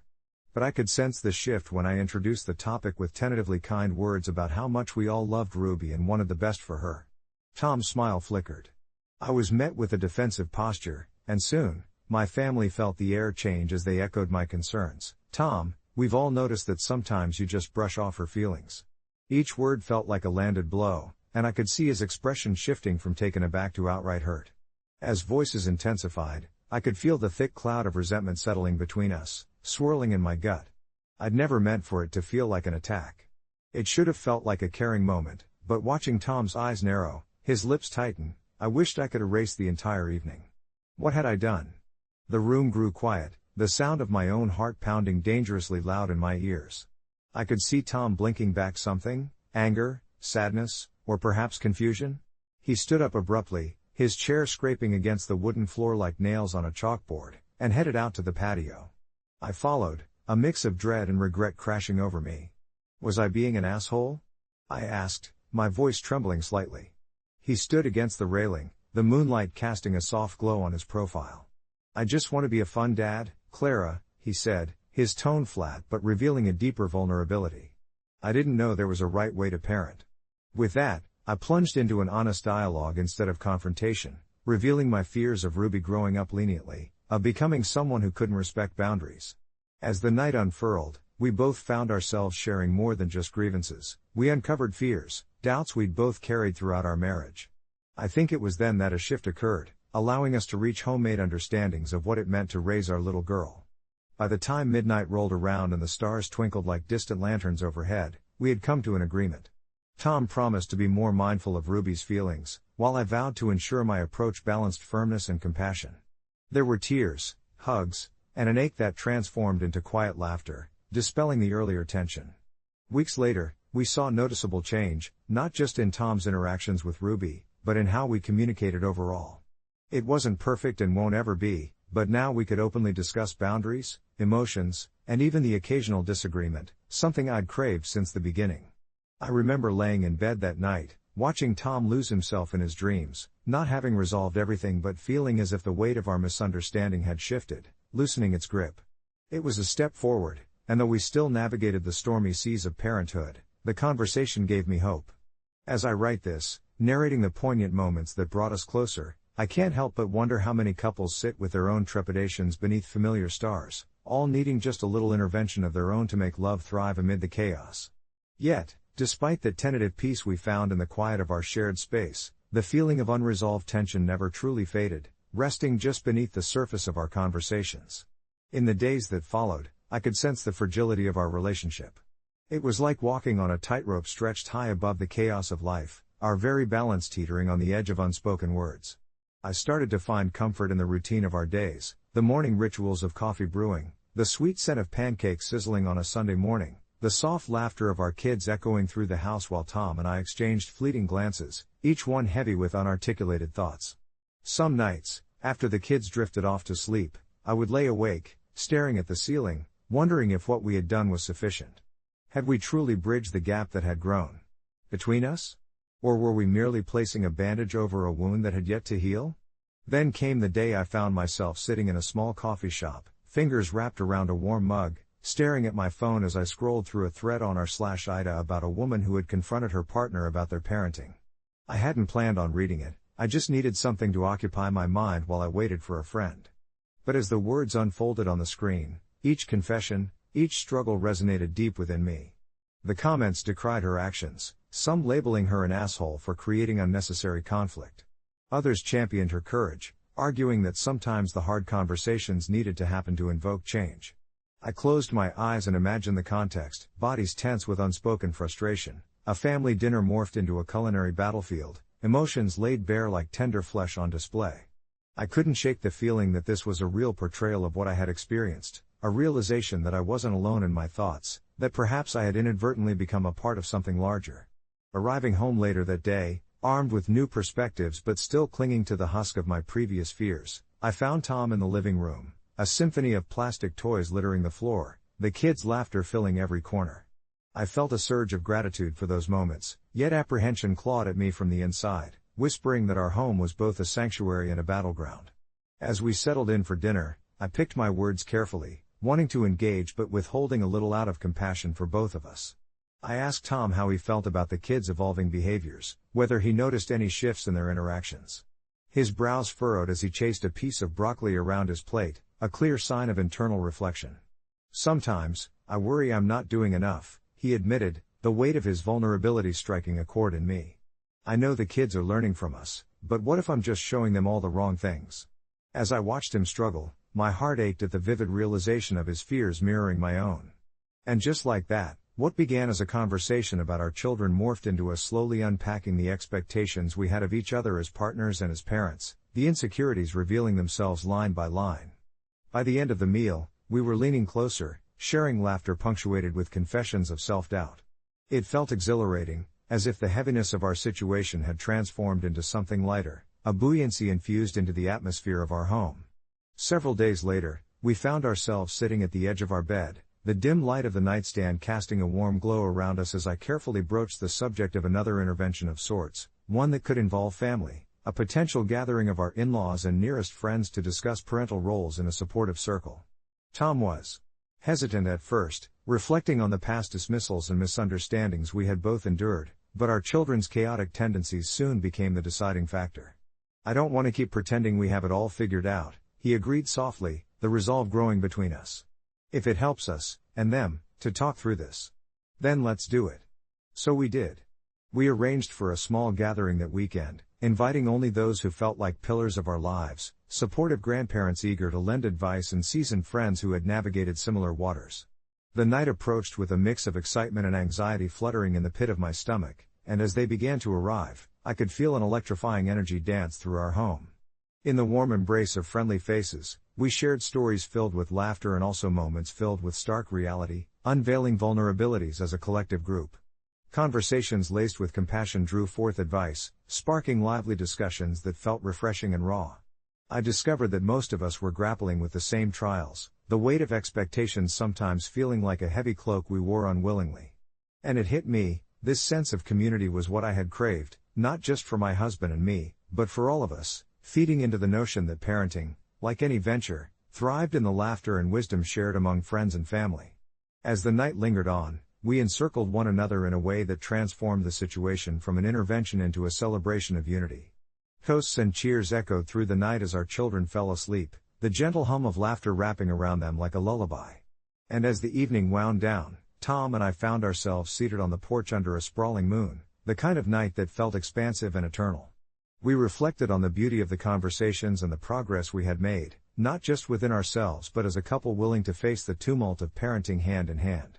Now, as I sit here sharing this journey, I reflect on how our night of vulnerability turned into newfound strength. The intervention had morphed into an act of love, revealing that within the chaos of life and the challenges of parenting, our love could still bloom amid all the uncertainty. We may not have it all figured out, but we no longer bore the responsibility of figuring it out alone. As the days turned into weeks, I could feel the fabric of our family life begin to knit itself back together. It wasn't an overnight transformation, rather, it was a slow, deliberate weaving of understanding and partnership. The mornings were still hectic, with our toddler, Max, bursting into our room with the enthusiasm of a small tornado, demanding breakfast and cartoon time before the sun had fully peeked over the horizon. Yet, during those chaotic moments, Tom and I leaned into each other more, sharing exasperated glances that spoke volumes without a word. We learned to tag team the morning madness, with me preparing the scrambled eggs while he poured the milk, together wrangling Max's unpredictable energy. We started finding humor in the fray, laughing off the days when breakfast ended with more cereal on the floor than in his belly, allowing ourselves the grace to be imperfect. In the evenings, we would sit on the worn-out couch, the remnants of our day still hanging in the air, as I would share the snippets of my workday, and he would recount absurd conversations with coworkers that made even the most mundane tasks sound like adventure tales. It was in these moments that I felt the walls we had built around our frustrations begin to crumble, allowing laughter and openness to seep through the cracks. I began to see Tom not just as my husband, but as my companion in this wild journey of parenthood, a navigation through laughter and chaos, mistakes, and small victories. One Saturday, with the sun warming the world outside, we planned a family outing to the local park, our first trip where we both felt equipped to handle Max's energetic bursts together. Tom and I held hands on the way, a small symbol of our resolve amidst the complexities. We shared the simple joy of watching Max run unabashedly toward the playground, his laughter echoing against the lush backdrop of summer. That afternoon was punctuated by sticky popsicles and spontaneous races, and with every shared experience, I felt the uncertainties of our earlier days start to fade into a warm, comforting glow. As the sun dipped lower, painting the sky with streaks of orange and purple, I turned to Tom, who was grinning as he swung Max into the air. It struck me then that our intervention had not only unveiled the cracks in our communication, it had also ignited a deeper understanding of what we could accomplish as a team. It was about pride, shedding the notion that we had to bear our struggles silently, and embracing the messy, beautiful experience of parenthood together. That evening, lying in bed with the laughter and chatter of our lively boys still echoing in my heart, I reflected on everything we had faced. Sure, the journey wasn't perfect, and I knew moments of frustration might still come. Like any couple grappling with the weight of parenting, we'd have stumbles. Yet, we were now armed with somehow a clearer perspective.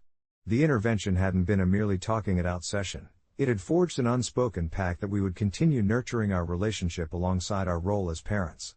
Our love would not be a casualty of life's demands, but rather a partner in this beautiful, layered tapestry we were creating together.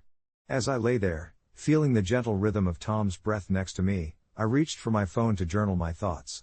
I didn't want to forget this feeling, the comfort of knowing he was on my side, that together we were ready to face whatever life tossed our way, however clumsy or chaotic it might be.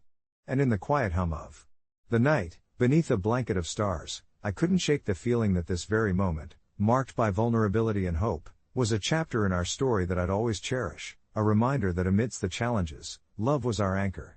In this swirling world of parenting and partnership, I've come to realize that it's not about having every answer figured out, but rather dwelling in the uncertainty together, trusting that our willingness to communicate would continue to thread our hearts closer. As I drifted off to sleep, a soft smile danced on my lips. Perhaps it was true what they often say, the best conversations often begin from the most unexpected places, and sometimes, in navigating the storm, you find that you're creating not just a loving household, but a depth of connection that makes the journey worthwhile. It was one of those sun-drenched Saturdays in May when everything seemed perfect for a celebration, the kind of day that whispered of new beginnings and the sweetness of life. My wife, Jenna, had spent weeks prepping for her baby shower, her excitement glowing in every corner of our home, from the pastel streamers that adorned the walls to the meticulously arranged table of treats that promised to entice the taste buds of our closest friends and family. I admired her enthusiasm as I bustled around, trying my best to help, albeit clumsily, while my mind was slightly occupied with worries of making everything go smoothly. However, beneath the surface of our seemingly perfect day lay the ripples of an impending conflict, namely my mother-in-law, Sylvia. She was that type of person who could suck all the joy out of a room with just a few careless comments, and I felt a tightening in my chest every time I thought of her arrival. You see, Sylvia and I had always struggled to understand each other. She had her ways, and I had mine, but today was about celebrating Jenna and our soon-to-arrive little one, and I was determined not to let her overshadow this important moment. When Sylvia finally walked through the door, the bright sunshine seemed to dim just a little as her presence filled the space with a sense of foreboding. Her eyes roamed the room, and it didn't take long for her to find something wrong. The tablecloth didn't match the theme, the cupcakes were too sweet, or perhaps, the baby blew a little too much air when I said it'd be appropriate to hand out pacifiers as favors. I could feel myself tense up with each comment that slipped from her lips, and while I was trying to support my wife, the tension was palpable. Then, 30 minutes into the festivities, the real disaster struck. Jenna was in the middle of a heartfelt speech, thanking everyone for their support, and suddenly Sylvia interrupted her in the most public of ways, launching into a tirade about how she believed that, according to family tradition, Jenna should be using a different name for the baby.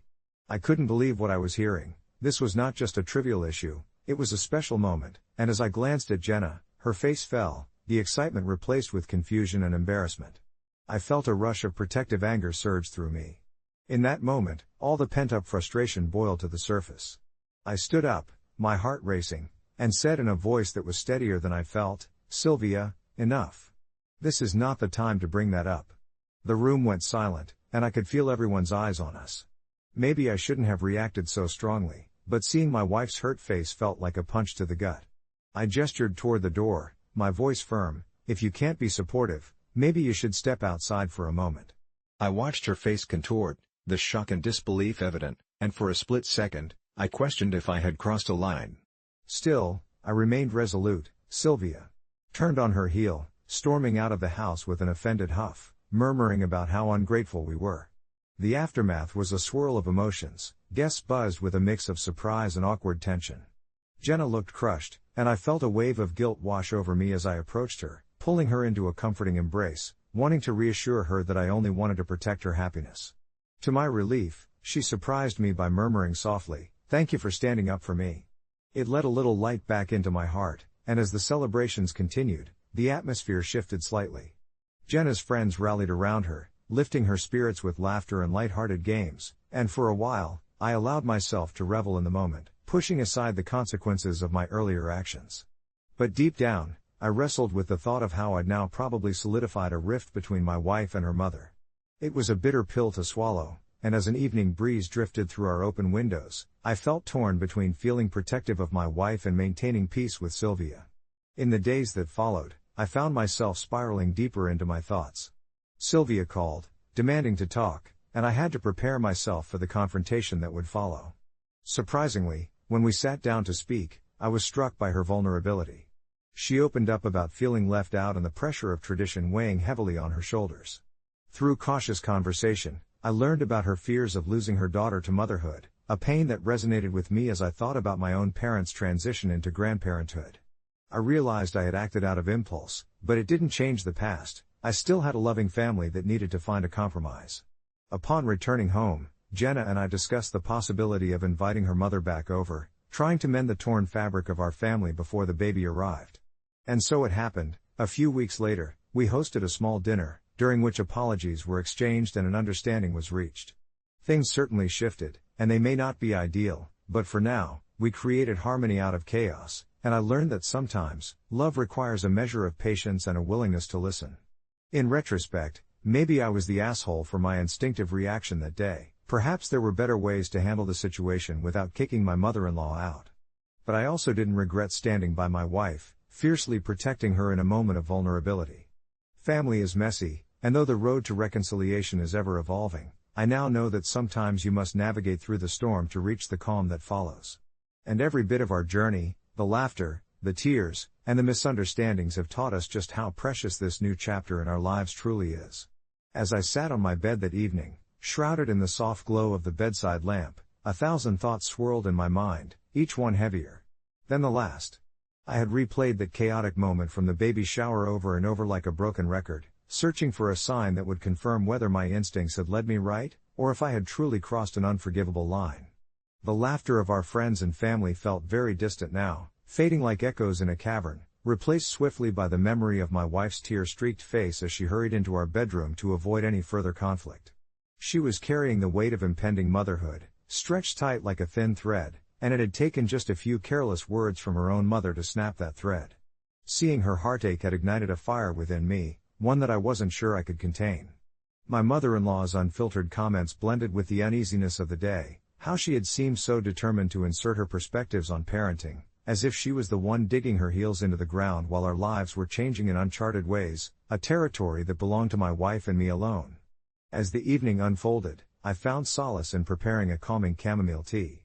The ritual seemed to slow time, allowing me to breathe in deeply and let the warm scent engulf me. I climbed into bed, the blankets cocooning me in a false sense of security while I waited for my wife to return. Minutes stretched, but just as I began to worry, I heard the softly creaking door hinge, a familiar sound that stirred a mix of anxiety and comfort. My wife, her dark hair tousled and eyes reflecting remnants of sorrow, slipped quietly into the room. She settled beside me, and at that moment, the world outside faded away. We sat in silence, the kind of silence that was both heavy and light, until she finally turned to me, her voice barely a whisper. "Did you really mean what you said?" The question hung in the air, and I felt my heart race, unsure of whether she was referring to my outburst at her mother, or my unending commitment to her. I rested my hand on her knee, wanting her to feel the certainty that buried deep within me, a promise of support and love. "I did," I replied, swallowing hard. "I would do anything to protect you, to give you the space you need to breathe and to enjoy this moment. I just wish it didn't have to turn out like that." Her eyes glistened as she listened, and before I knew it, she was leaning into me, softness enveloping the tension we had been navigating. "I don't think you're the asshole," she finally sighed, and with that, a weight lifted. We spent hours talking, recounting moments of laughter and joy shared with friends that day, allowing ourselves to drown out the negativity that had seeped in. It felt cathartic to process the situation as a team, dissecting my mother-in-law's motives and her unwavering beliefs regarding parenthood. In the days that followed, we tentatively re-established connections with family, recognizing that confrontation wouldn't mend the fragility of the relationships we had nurtured. I called my mother-in-law shortly after our heart-to-heart, a move that surprised even me. Over the phone, feelings bubbled to the surface, empathy and forgiveness teetered on the edge as my throat went dry with uncertainty. I told her my side, we both teetered around our truths, and even though her voice was laced with defensiveness, there were moments of understanding, like threads stitching together the rips in our bond. It was humbling to recognize that the older generation often has their own baggage, fears and regrets hidden behind open mouths, bursting at the seams during celebrations meant for joy. It wasn't easy to navigate those conversations, but every effort became a stepping stone toward healing. Gradually, we created a delicate truce. When the day of the baby's arrival came, weeks later, we stood together, hand in hand, in the delivery room, my wife exhibiting strength I had never witnessed. The moment she held our child for the first time, there were no words to describe the overwhelming rush of love and tenderness that enveloped us both. The air was heavy with realization. We weren't just welcoming a new member of our family, we were forging a deeper connection within our own little world, while learning how to coexist with those we hold dear, despite our differences. As we navigated through the chaos of new parenthood, family visits filled the days, and though at times, the air thickened with lingering tension, we remained vigilant, united in our commitment to each other's happiness. And perhaps that moment at the baby shower, messy as it had been, allowed us to find clarity in our approach to love, communication, and the intricate tapestry of family life. Months later, we embraced the chaotic beauty of parenthood, friends texting late into the night, laughter bouncing off the walls of our once quiet home. The lessons learned from that day remained etched in my heart. I no longer saw motherhood and family as simple constructs that existed in perfect harmony. No, it was a tumultuous sea that required navigating the waves of imperfections, one thoughtful action at a time. Looking back, I would never regret taking my wife's side that day, for it was in that instant I discovered the immeasurable depth of our love. And in the ebb and flow of family life, it became clear to me, as we rocked our newborn son to sleep, that it was well worth the storm I had waded through to find the calm that would follow. As the days turned into weeks following the baby shower incident, the emotional undertow still lingered, even amid the gentle joys of new parenthood. Our son, Caleb, brought enchanting smiles and moments of bliss I'd never foreseen, yet that single, charged moment with my mother-in-law felt like a weight clinging to my chest, an unwelcome cloud hovering over our sunlit days. My wife, Emma, had handled the fallout with such grace. She spoke to her mother multiple times, navigating an apology that I secretly hoped would bridge the gap in their Relationship. Though I wanted so desperately to make things right, a quiet part of me felt that my actions were justified. Each time Emma picked up the phone to soothe her mother, I flashed back to that day, reliving my protective instincts, the icy chill of her words when she belittled Emma's fears about becoming a mother. It was uncharted territory for all of us. The little things that had once seemed minor began to feel monumental. As we decorated Caleb's nursery, laughing over colors and themes, I learned a lot about the fragile nature of our lives intertwining. Every department of parenting was steeped in endless questions, yet those moments forged bonds even tighter than I'd ever experienced. I remember specifically one evening, wrapped in a cozy blanket, Emma nursing Caleb while I sat close, watching them share an intimate world of their own. In those tranquil moments, I wiped away insecurities about my role as a father and husband. Those vibrant emotions painted love all around me. But it wasn't long before I could no longer ignore the changes in Emma's demeanor. I noticed the slight downturn of her mouth, the glances she threw towards her phone as if waiting for a message that never came. After a few days of deliberation, I finally asked her if she wanted to reach out to her mother again. Emma sighed, her brow wrinkling as if I'd pressed on a still fresh bruise. "I wish things were different," she finally said, her voice trembling. "I didn't want a rift between us. She was always someone I leaned on." Her admission hung in the air, light but heavy with meaning. I wanted to heal the fracture that my reaction had caused, yet I also grieved for the rift I had helped create, feeling like I had been cast into the rolling waves without a life preserver. Gradually, I came to appreciate that even when we feared failure or confrontation, the need to confront uncomfortable truths was indeed the path toward resolution. One day, I encouraged Emma to write a letter to her mother, to express her feelings as authentically as she could without the pressure of a direct conversation that might stir the tide once more. It seemed therapeutic, piecing together thoughts that had flitted away amidst the chaos of emotions. Watching her pour her heart into that letter ignited a sense of calm in me. Life could be met through love, however imperfect, however messy. Weeks later, I returned home from work to discover Emma sitting in the living room, her expression a mix of anticipation and anxiety. "I heard from Mom," she announced quietly, gripping Caleb against her chest. The love in her gaze was infectious, simultaneously bringing peace and apprehension to my own heart. She explained how the letter had opened a door. The words flowed freely between them as if acknowledging the storm for what it was, without casting blame. Her mother, too, admitted her shortcomings and regret, recognizing the tempest that had brewed without her even realizing it. Their conversation meandered into a heartfelt exchange about expectations and the bonds that can both bind and separate family members. I could sense the heaviness lifting from Emma, creating space for laughter again, for joy, even among our challenges. Perhaps in some strange way, inviting her mother back into our lives would provide the companionship needed, not just for our son's milestones but also for the caregiving that would render our family life richer. Everything led up to the moment when we decided to invite Emma's mother to meet Caleb. On that warm Saturday afternoon, a few delicate clouds drifted across a sunny sky while the laughter of children reverberated through the air from nearby playgrounds.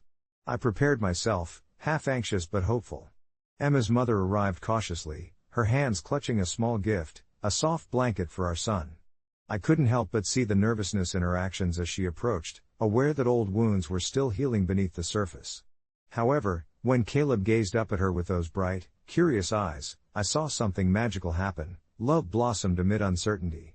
As they shared clumsy but heartfelt moments in the nursery, it struck me how bridges could be patched and construable walls dismantled in small, careful increments. My heart swelled as I saw Emma guide her mother, pointing to Caleb's tiny fingers, her proud tone showcasing the sweet chaos of our family life. In that moment, I realized that we all carried our storms in different ways, yet together, we could find harmony amidst the noise.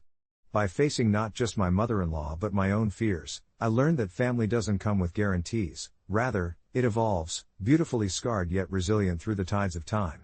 We could only hope for a sturdy vessel, crafted from understanding and compassion, to sail us into calmer seas. And perhaps for now, it was enough. The morning sun spilled through the kitchen window, casting a warm glow across the table where I sat, a large glass of steaming coffee cradled between my hands. I wasn't what you'd call an extravagant person. In fact, I prided myself on my simplicity.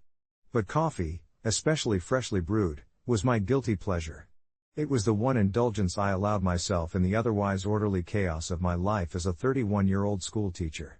My sister had dropped off my 8-year-old nephew, Jonah, for the weekend, as she often did when she needed a break, and while I adored the little guy, he could be a handful. Just that morning, as I indulged in my first sip of the rich, dark brew, Jonah peeked out from behind the living room couch, his eyes wide and filled with the innocent curiosity that made parenting both a joy and a challenge. I was aware of the rules around kids and caffeine. My sister often had gentle reminders about the dangers of caffeine for young ones like Jonah, yet I folded inwardly and thought about how I could have such a small moment to myself without feeling guilty. The coffee would surely not do him any harm if he just admired it from a distance, right? So there I sat, savoring that warmth, allowing myself to enjoy a moment of solitude amidst the weekend's planned chaos. As the rich scent twisted through the air, I heard Jonah's little feet skip closer, his eyes darting back and forth like he was deciding whether to venture deeper or stay put. "Aunt Mia, can I have some?" he asked, and I froze for a moment, the notion of sharing my coffee appalling yet amusing at the same time. Jonah, with his chocolate brown curls and cherubic face, gave me that hopeful gaze, and in that moment I felt the tug of decision weighing on my heart. On one hand, I wanted to tell him no, a responsible adult's instinct kicking in, fearing the rush that could send him bouncing off the walls and ruin our calm Saturday morning. But on the other hand, there was a certain sweetness and nostalgia tethered to my own childhood memories of adult behavior, a notion that adults had a magical drink that captivated and contented them. Just a little sip, I finally relented, pouring a single, cautious teaspoon into a small cup, the aroma rich and inviting. I watched as he took the cup in both hands, lifting it to his lips with a serious focus, and for a brief moment, I felt a sense of triumph, as if I had shared one of my cherished rituals with him, bonding beyond the usual aunt-nephew facade. But that triumph was overshadowed by a growing weight of doubt when Jonah made a grimace that could only be described as a mixture of confusion and alarm, his little face scrunching up as he choked on the unexpected bitterness. "Ew. That's gross," he exclaimed, immediately setting the cup down, and in that moment, I felt my heart sink. Embarrassment washed over me like a wave. Had I really just given my nephew coffee? What was I thinking? Guilt settled uncomfortably in my stomach, reminding me of the rules I had so carelessly brushed aside. Jonah's response echoed in my mind. The fun I thought we might have shared from the experience felt distant now, clouded by the undeniable responsibility that lay heavy upon me as an adult figure in his life. The thought that I might have clouded our weekend with repercussions played out in my head like an unexpected horror show, and my heartbeat quickened with the fear of needing to explain myself to my sister. Later that day, my worst fear was realized when Jonah casually mentioned our little coffee episode during dinner, and his mother's eyes flickered with a mix of surprise and concern. "Mia," she said, her voice carefully measured, "I thought we talked about this. What were you thinking?" It wasn't an accusatory tone, merely an acknowledgement of the boundaries we navigate to keep our kids safe, but it cut deeper than I expected. I introduced tension into a lively Saturday dinner, and guilt washed over me anew as I tried to defend my actions, explaining my reasoning, but it felt flimsy even to my own ears. The words stumbled out. Maybe I had been foolish, seeking to connect through something that, in hindsight, was never meant to be shared. I could feel my heart racing, the apprehensive air pooling around us in palpable silence as my sister measured her next words carefully. After the initial tension faded, the conversation softened, allowing me a moment of reflection. They say being a parent is full of mistakes, and I had just stumbled into mine, with a mere glass of coffee. Nevertheless, I was determined to learn from it, to be mindful of the small pleasures that should remain mine alone, while still being the aunt who brought joy. I wrapped up the evening by redirecting our focus to the cookies we made together earlier that day. It felt good to laugh and create new memories. As I put Jonah to bed that night, he clung to the memories of cookies and stories, the earlier incident slipping into the backdrop of laughter as if it had never happened. I tucked him in, kissed his forehead, and whispered an unspoken promise to myself that I would let the adults indulge, share the experience, yet hold to the boundaries that protected the innocence still residing in young hearts. A few weeks passed before I felt the urge to update on the timing of our coffee incident, one night after a large family gathering. Jonah, unwittingly overheard commenting to his mother about wanting to try coffee again when he grew up, brought an unexpected smile, tinged with regret, to my face. My sister looked at me with that knowing smile, a mix of affection and teasing that told me she understood I was learning from this, an aunt who cared deeply, yet found herself navigating the sometimes tumultuous waters of an alternative relationship. "Maybe just wait a few years, huh?" She would chuckle softly, and I could only nod, feeling a warm embrace of acceptance around the gentle, growing bond with my nephew that promised many more adventures to come, coffee aside. As the sun began to set, painting the sky with strokes of orange and purple. I leaned back against the worn-out couch of my sister's living room, enveloped in a comfort that was both nostalgic and suffocating. The laughter of my nephew, Lucas, still echoed in my ears, a melody of youthful innocence and wonder that reminded me of everything I cherished in our relationship. It was the first time I had seriously considered how my choices, even the seemingly trivial ones, might affect him. I thought of our earlier conversation, where his curious eyes had sparked with excitement at the thought of coffee, something I had once so eagerly introduced into my own life, imagining the day I could share it with him. A part of me felt a pang of guilt for sipping my steaming mug so casually, hardly second-guessing those age-old debates surrounding caffeine and childhood. My sister had always been the more conscientious parent, the one who would often reel me in from my more impulsive decisions. In many ways, I admired her for it. Even now, as she washed the dishes in her own rhythmic, calming manner, I could see her glancing back over her shoulder, her smile a testament to our unfinished conversations, as if gauging my mind state. "Want to help me with this?" she called out, gesturing to a pile of colorful plates glinting in the fading light, her voice a soft invitation. I stood, shaking off the remnants of self-reflection, and joined her in the kitchen. As we washed and dried, our chatter turned playful, bouncing between memories of our childhood and plans for the future. The scent of the lingering dinner wafted around us like a warm blanket, the comforting aroma of roasted chicken mingling with ginger and garlic, creating a homey atmosphere that only deepened our familial bond. It was in these moments that I truly felt the depth of my connection to her and to Lucas, with every shared laugh acting as a thread weaving us tighter together. Yet, the earlier discussion about coffee pooled in my thoughts, not dissipating but rather growing denser, revealing uncharted waters in my role as an aunt. Should I really wait for him? Should I not? I realized that it wasn't about the coffee at all. It was about modeling a relationship with choices, understanding, and ultimately, moderation. Would that cup of coffee, once presented to him, symbolize a moment of bonding, or could it come to represent something he may someday even struggle with in his own life? And what if my apparent acceptance of it pushed him to seek out experiences too soon? It was a delicate dance of influence, one that weighed heavily on my heart. By the time we finished cleaning up, the stars began to peek through the darkened sky, twinkling like distant thoughts of dreams yet to come. I turned to Lucas, who had taken up residence in the corner of the living room with a pile of Lego bricks that sparkled in every color imaginable, erupting into a miniature metropolis. His concentration was captivating. His little tongue peeked out in concentrated determination as he clicked two pieces together, forming something only he could see. I crouched beside him, resting my elbows on my knees, torn between wanting to acknowledge our previous conversation and wanting to admire his creations without intruding. "What are you building?" I asked, genuinely intrigued. He paused for a moment, glanced at me, and in his innocent wisdom replied, "A cafe. You can have coffee there, and I'll have lemonade. Maybe after we finish building, we can have a pretend coffee party." That beautiful blend of imagination and earnestness brightened my heart. His words shifted my perspective entirely. Instead of thinking about coffee as a potential source of conflict, I started to envision it like this magical centerpiece of an adventure, one where we could share not just drinks but laughter, stories, and dreams. There in that moment, understanding blossomed. Perhaps it wasn't about the right age for coffee but rather about creating safe spaces for experimentation and growth, together. I leaned in closer. "That sounds perfect, buddy. But let's keep the lemonade flowing first, maybe?" We both laughed, and I could feel the weight of uncertainty slipping from my shoulders like a fading shadow. Hours passed in what felt like mere moments, the cafe of imagination taking shape before us. Our pretended coffee party blossomed into a storyline unexpected yet wholly refreshing.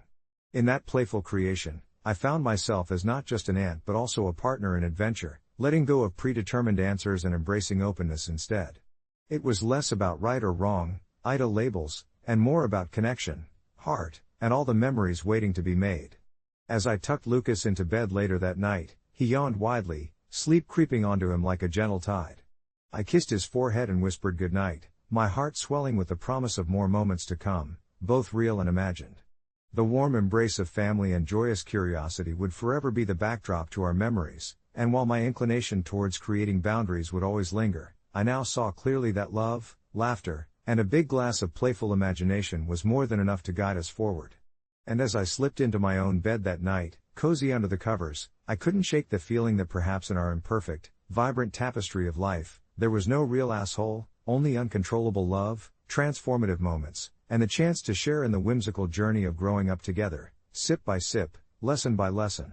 The next morning dawned crisp and bright, the sun streaming through my bedroom window, determined to brush off the remnants of last night's contemplative mood. I lay there for a moment, blinking at the sunlight as it nudged me awake, and replayed the previous day's events in my mind. My thoughts flickered back to my nephew, a small whirlwind of laughter, mischief, and boundless energy that he was, and the peculiar mix of apologies and conversations that flowed between my sister and me. It was as if a gentle wave had washed over our relationship, yet another layer added to an already profound bond that had been built over years of shared stories, both poignant and silly. As I pulled on my favorite oversized sweater and ventured into the kitchen, the rich aroma of brewing coffee wafted through the air, a familiar embrace that welcomed me to the morning. I paused, contemplating how a simple morning ritual could transform into something deeper. The bubbling of the coffee machine harmonized with the soft chirping of birds just outside my window, working together to set the stage for a new day of connection. Just then, the kitchen door swung open, and in came my nephew, his hair tousled with sleep and eyes wide with excitement. "Auntie," he shouted, a huge grin stretching across his face, and I felt my heart swell. Here he was, full of potential, and I wanted nothing more than for him to know the warmth of genuine connection, even if it came with a side of caffeinated misunderstandings. We concocted a plan, a departure from our usual weekend routine. Today would be a day of adventure, designed around the imaginative whims of a 5-year-old. We decided to transform our small backyard into a coffee shop, complete with a makeshift menu scrawled on a piece of cardboard and a tea set I unearthed from the cupboard, which would serve our coffee, hot chocolate topped with whipped cream, of course. Tossing on our shoes and bursting outside, my nephew and I giggled as we pretended to grind coffee beans with theatrics, his little hands mimicking the motion dramatically as if he were an acclaimed barista. As the morning ebbed away, we turned our little shop into a flurry of activity, inviting my sister to join in on our fun. She chuckled along with us as we filled cups with chocolate, adorned with colorful sprinkles and chaotically topped with whipped cream. Each sip was a burst of joy, a testimony to the little moments that mattered so much. We served imaginary customers, took requests, and my nephew delighted in pretending to be the chief server, wearing a makeshift apron that hung like a shroud around his narrow shoulders. But amidst the laughter, I couldn't shake the thought of how easily miscommunication could stir waves of unease and overreaction, a whisper of anxiety tugging at the corners of my contentment. I watched him, absorbed in the make-believe world we created, and I realized that every moment we spent together was a lesson in understanding, his innocence reminding me of the joy and simplicity, yet also teaching me about nuances, about flaws and acceptance. If we could turn something as trivial as a glass of coffee into a heartfelt conversation about boundaries and love, then surely, we could navigate the complexities of our relationship with grace. As the sun dipped lower in the sky, casting a golden hue over our backyard makeshift cafe, I felt a wave of conclusion wash over me. Our day had unfolded organically, each moment rich with laughter and genuine connection, reinforcing the idea that there are no real assholes in this journey, just individuals growing, learning, and sometimes misstepping. I looked at my sister, who caught my eye from where she sat, a knowing smile on her lips. We shared a silent agreement: we were navigating this beautifully complicated realm of family, side by side. That evening, as the stars began to twinkle overhead, I tucked my nephew in, sharing stories from my own childhood, the ones that inspired the creation of our backyard cafe. He listened intently, his eyelids drooping as a peaceful smile graced his lips. As I kissed him goodnight, a rush of hope filled my chest. This was only the beginning. We would continue to create, to explore, and to understand one another, sip by sip, lesson by lesson, growing together in the radiant tapestry of life. And who knew? Perhaps I'd bring a larger, warmer kind of coffee into our cafe the next time, but for now, this evening was perfect just as it was. It's funny how something you think will be a dream come true can turn into a waking nightmare. That's how I felt the day after my wedding. My friend, Ella, was always the planner among us, organizing everything from birthday parties to community events, so when I got engaged, I couldn't imagine anyone but her by my side to help with the big day. We were close, with years of friendship behind us, so it felt natural to make her my wedding planner. She wanted to do it all pro bono, which seemed generous at the time. But the day itself? It was a beautiful blur of laughter, love, and simmering tension that crept in like mist. Everything had gone mostly according to plan, until I began noticing that her assistant, a whirlwind of energy named Jenna, was acting a little strangely. I brushed it off during the ceremony, attributing her quirky behavior to nerves. Maybe it was just the excitement of being part of a huge event that made her so jittery. However, as the night went on, I kept catching snippets of bizarre conversations and whispered comments. At one point, I overheard her loudly commenting on the decorations, suggesting they were too cheap and wouldn't even match a low-budget prom.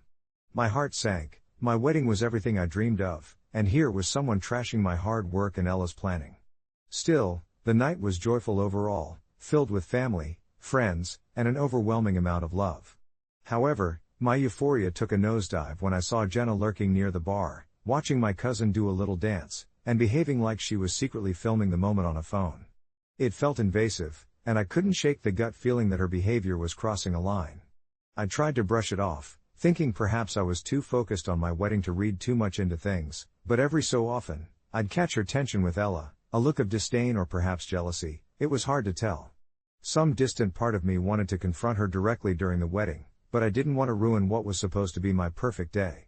As the wedding came to an end and the guests started to filter out, I took a moment to gather my thoughts. I found Ella packing up some of her things and asked her a little hesitantly about Jenna.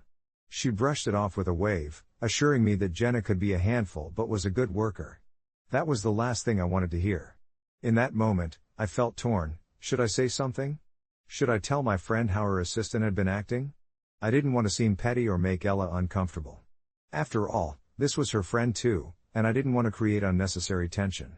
Yet, the idea of keeping quiet festered within me like a slowly brewing storm. I ended up keeping my mouth shut, thinking it was best to focus on my new life as a married woman, burying the worry instead of voicing it to Ella. But as days turned into weeks, I found my heart growing heavier. I replayed those moments over and over in my mind, feeling guilty for not speaking up and questioning if I had added to the problem by being complicit. Maybe Ella deserved to know what kind of person her assistant was. In the end, I opted for honesty. I called up Ella one night, still hesitant yet resolute to share my feelings. I told her everything, the comments, the looks, and how I felt a little uncomfortable with some of Jenna's actions. There was a long pause on the other end before she finally spoke. To my surprise, she thanked me for my honesty, admitting she had sensed some strange behavior from Jenna too but hadn't fully acknowledged it. Ella even mentioned that she had been having her doubts about Jenna's professionalism well before the wedding. It was a relief to hear that I wasn't imagining it after all. That heavy weight felt lighter on my shoulders.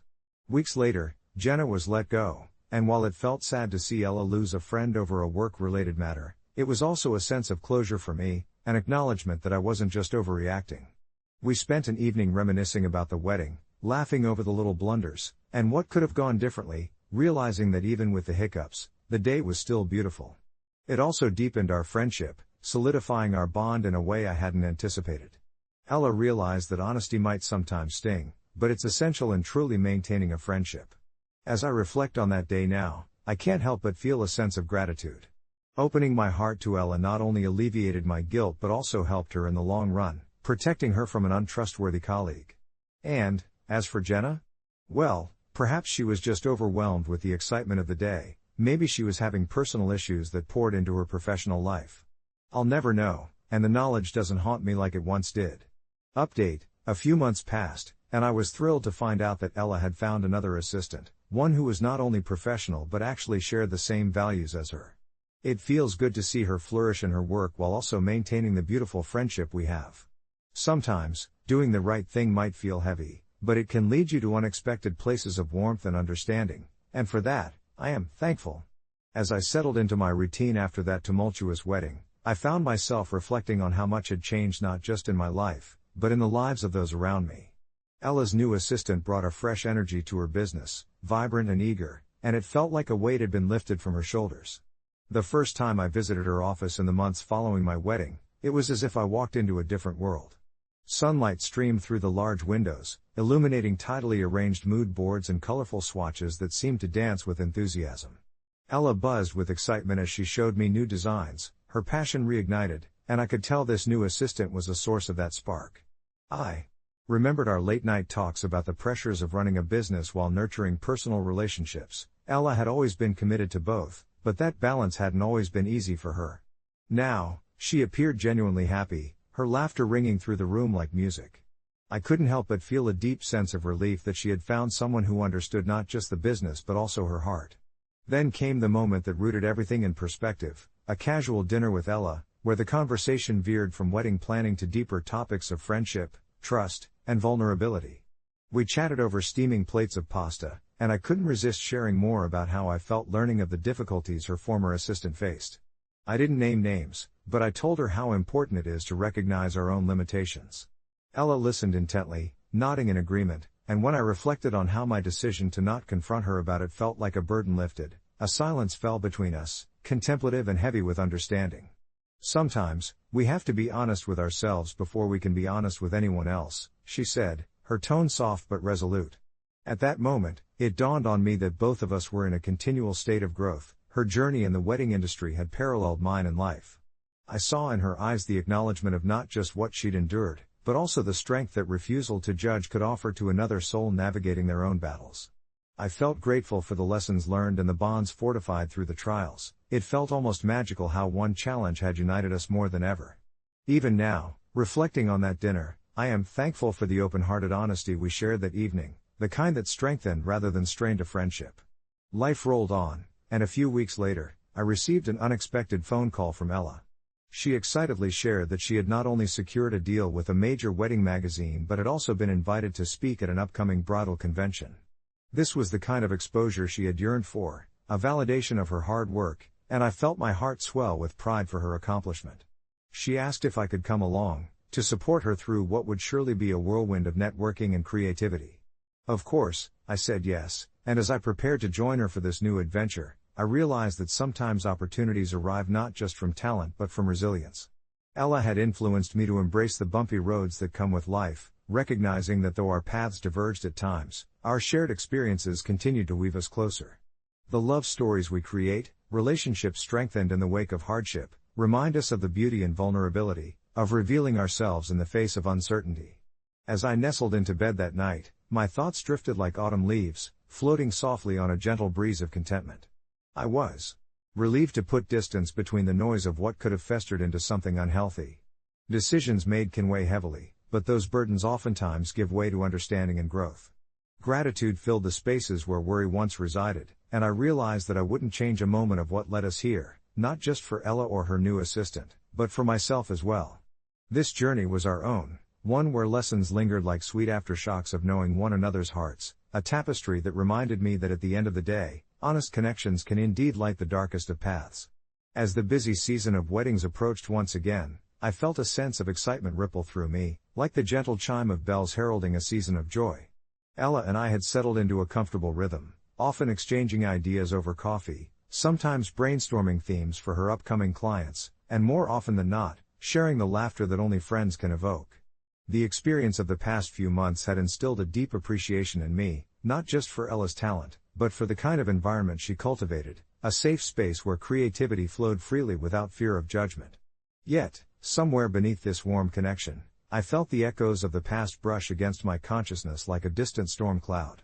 There was something unresolved that lingered, a loose thread that I had intentionally hoped to forget amidst all the good fortune that followed. One afternoon, as we sat across from one another in our favorite cafe, a quaint little place draped in soft sunlight, Ella shared the story of her new assistant, Mia.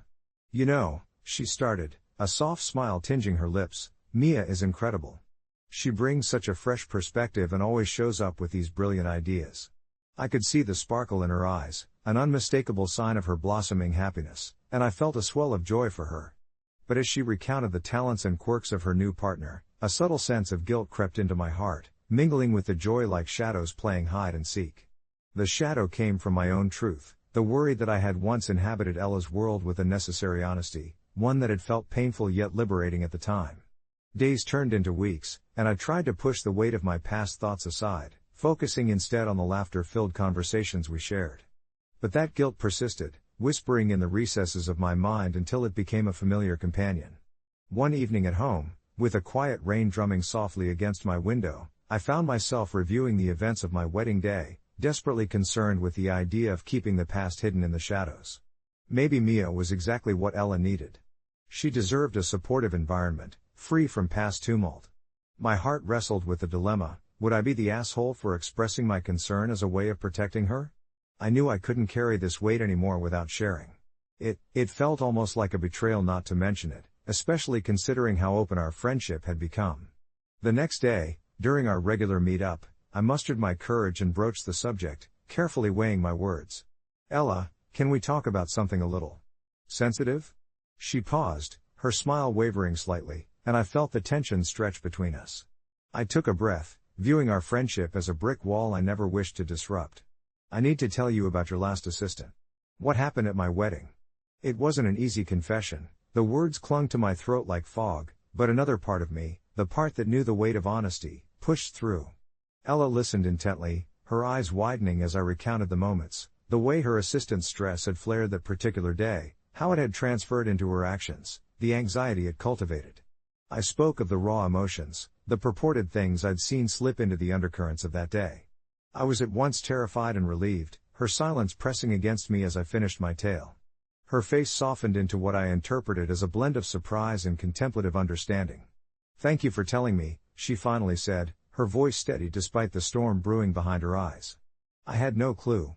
In that moment of vulnerability, I could see the bricks of mistrust begin to crumble, not just in her eyes, but within my own heart. Ella wasn't angry, she was grateful for the truth, understanding that honesty had the power to reshape her path, just as it had for me. Days passed, and we continued our friendship, but something felt lighter. Although Ella had faced discomfort upon learning the truth, it became a catalyst for her to engage in deeper conversations with Mia, ensuring they shared the same goals and values moving forward. I watched from the sideline as she addressed the situation with grace and assertiveness, flourishing in a new cohesion with her assistant. Eventually, I learned that sometimes, sharing our burdens can cultivate deeper trust, that connection can blossom in the spaces carved by honesty.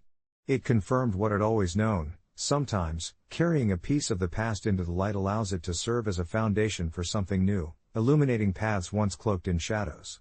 What transpired brought forth more gratitude than I could ever have anticipated, for not only had I deepened my friendship with Ella, but I had also empowered her journey, a beautiful symbiosis of care and clarity where once lay uncertainty. As I reflect back on this intricate journey we're still navigating together, I see how the vulnerability stitched together our stories, binding us in ways I never would have predicted. The best part of this realm of friendship was knowing we stood beside each other, carrying the lessons of yesterday into a hopeful tomorrow, knowing that at the end of the day, it is the relationships we carefully tend to that create warmth and wisdom. Perfectly illustrated in the gentle hum of our interactions and the robust tapestry of our lives woven together. I spent most of my life firmly believing in the power of the little plastic bottle that sat atop my bathroom sink, an unassuming thing, really, but the promise it held was monumental. It was a miracle serum, or so the infomercials claimed, and for nearly 20 years, I swore by its supposed ability to rid my skin of every blemish, flake, and imperfection. I remember being a teenager, scrolling through forum posts late at night, reading incredible testimonials about how this product transformed lives. It was called Radiance Essence, and the blue and gold labeling seduced me with the idea of beauty, allure, and confidence. Over the years, I had fallen into quite a ritual. I'd wash my face with my favorite soap, pat it dry, and then gently massage the serum into my skin. Each application felt like a small act of self-love, believing fully that I was preemptively thwarting acne and any signs of aging. Fast forward to just a few weeks ago, when I found myself scrolling through a thread titled "What is a product that you swore by your whole life, but have only recently learned that it's essentially just snake oil?" I hesitated at first, but curiosity pulled me in. I started reading the comments, each revealing personal tales of heartache and embarrassing discoveries, as users detailed their own revelations about miracle cures that turned out to be little more than lies cleverly wrapped in shiny packages. One comment stood out starkly: "Dear God, Radiance Essence is just scented water." My heart sank as I read about someone else's life-changing epiphany, feeling as if a gut punch had toppled my entire belief system. For a moment, I sat in silence, replaying memories of all the times I'd turned to that bottle in joy and despair, when all I had really been doing was splashing water on my face. A gnawing unease began to settle in, a mix of embarrassment and disbelief. I remembered vividly those times when my friends would compliment my skin, and I'd credit my radiant glow to the serum. Suddenly, those moments felt hollow, tainted by what I was now beginning to fathom: was I living a lie? The next morning, spurred by an insatiable need for answers, I pored over product ingredients and reviews, plunging into a whirlpool of information that made my head spin. The more I uncovered, the more I felt deceived, dates of patent expirations, lawsuits against false claims, customer service representatives claiming it was discontinued for formulation improvements, all signs pointing to the truth I hadn't been ready to face. The weight of realization pressed heavily on my chest. How could I have been so naive? Reluctantly, I canceled my monthly subscription, stared at the lonely vial that had been a constant presence, and placed it in a drawer, further distancing myself from what once brought me comfort. Still, in the quiet recesses of my mind, I felt a lost connection to those moments of misguided faith that had seemed to carry so much significance. It wasn't just about skincare, it was the coping mechanism in an unpredictable world, the reliable promise of a little self-improvement. I spent the next few days in reflection, exploring what beauty truly meant to me, without external validation or the dependability of a product. I began taking long walks, reveling in the gentle caress of the wind against my skin, committing to nourishing my body from within by drinking more water, eating wholesome foods, and practicing gratitude for what I had. As the weeks flowed smoothly past like a gentle river, I noticed a shift in my perception not only of myself but also of the world around me. I began to see beauty in simplicity, a smile from a stranger, the colors of sunset streaking the sky, the fleeting joys of each new day. I found a community of people who, too, had awakened to the idea that beauty rituals come in many forms, and that self-love went beyond the confines of a bottle. In sharing my experience, I discovered many felt the same. Many had been struck by the realization of placing too much faith in superficial enhancements and were now embracing their authentic selves. In that exchange, I felt a relief wash over me, a sense of solidarity. My vulnerability had woven a new thread in the fabric of my life's journey, and I began to appreciate the skin I was in, blemishes and all. As I closed the chapter on my reliance on Radiant's essence, I felt free, able to define beauty on my own terms, which felt, in many ways, far richer than anything that could be bought in a bottle. Several weeks later, I decided to revisit the thread that had triggered this incredible transformation. Scrolling through the responses again, I felt a sense of gratitude for the moment of clarity I had received. Tucked away amongst the confessions was an update from the original poster. It's wild how many of us are waking up to the truth of our perceived flaws.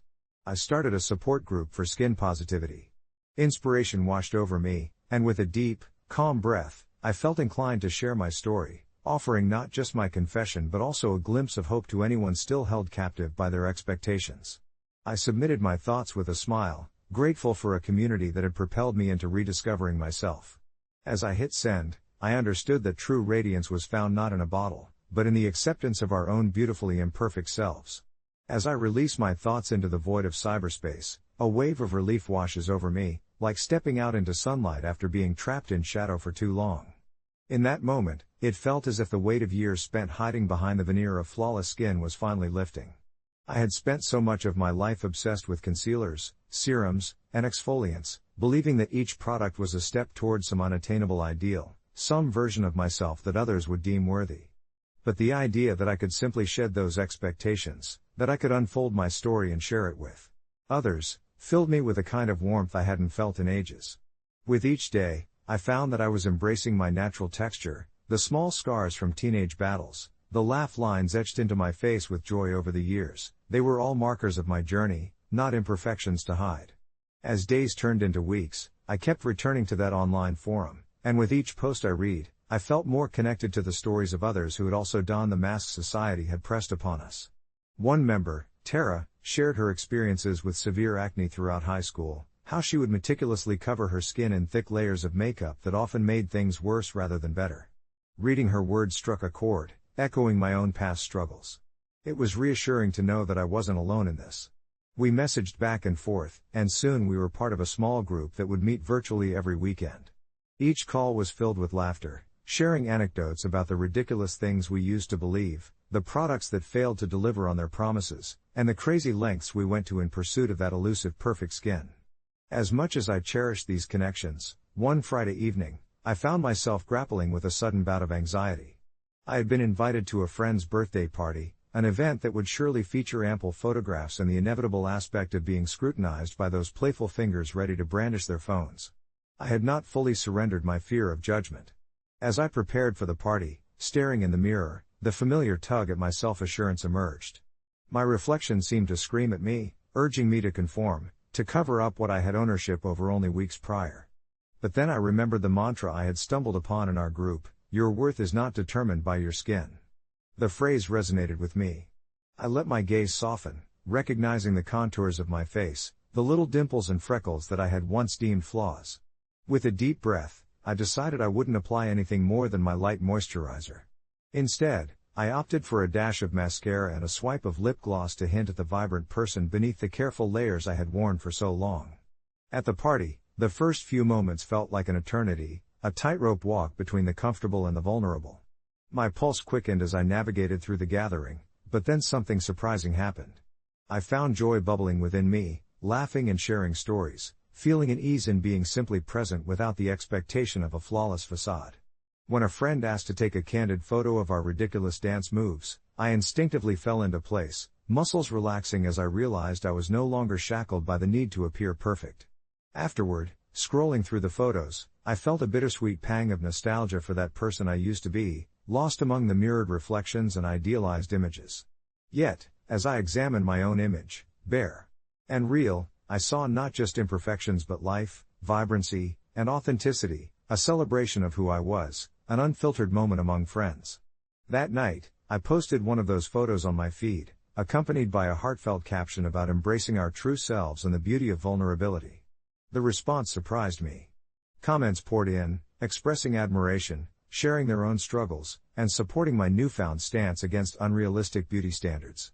It felt as if my story resonated beyond outlines of skin and into deeper connections of understanding and care. Encouraged, I kept sharing my journey, my learning, my mishaps, and the small victories I celebrated. It wasn't just about my skin anymore, it became a movement of sorts, one where we all stood unified in our imperfections, refusing the dictation of what beauty should be. Reflecting back on the origins of my journey, I felt a sense of pride to have transformed what once held me captive into a beacon of hope for others. As I stand here, full circle and radiant in my own way, I realize that rediscovering oneself is an ongoing journey, one where each wave of self-acceptance washes away the remnants of past insecurities. And while I still have days of doubt, they do not define me. What carries me forward is the community we've built together, a tapestry of imperfections woven into something beautiful, accompanied by the unwavering belief that true radiance is born from love, love for ourselves, our stories, and every scar that has shaped who we are. Update: I've gone on to lead a series of local workshops on self-acceptance, and much to my delight, I have connected through these events with even more incredible people, each of whom has contributed to this beautiful circle of empowerment. We've recently started a project to create a zine that collects our stories, a testament that we can turn our struggles into art and connection. I'm excited for what the future holds and grateful for all the paths that have converged to lead me to this moment. Every day, I keep reminding myself, our stories matter, and in sharing them, we gift others the courage to embrace their own journey. As I sat in my cozy nook, surrounded by the soft glow of fairy lights and the comforting scent of lavender candles, I felt an overwhelming sense of peace wash over me.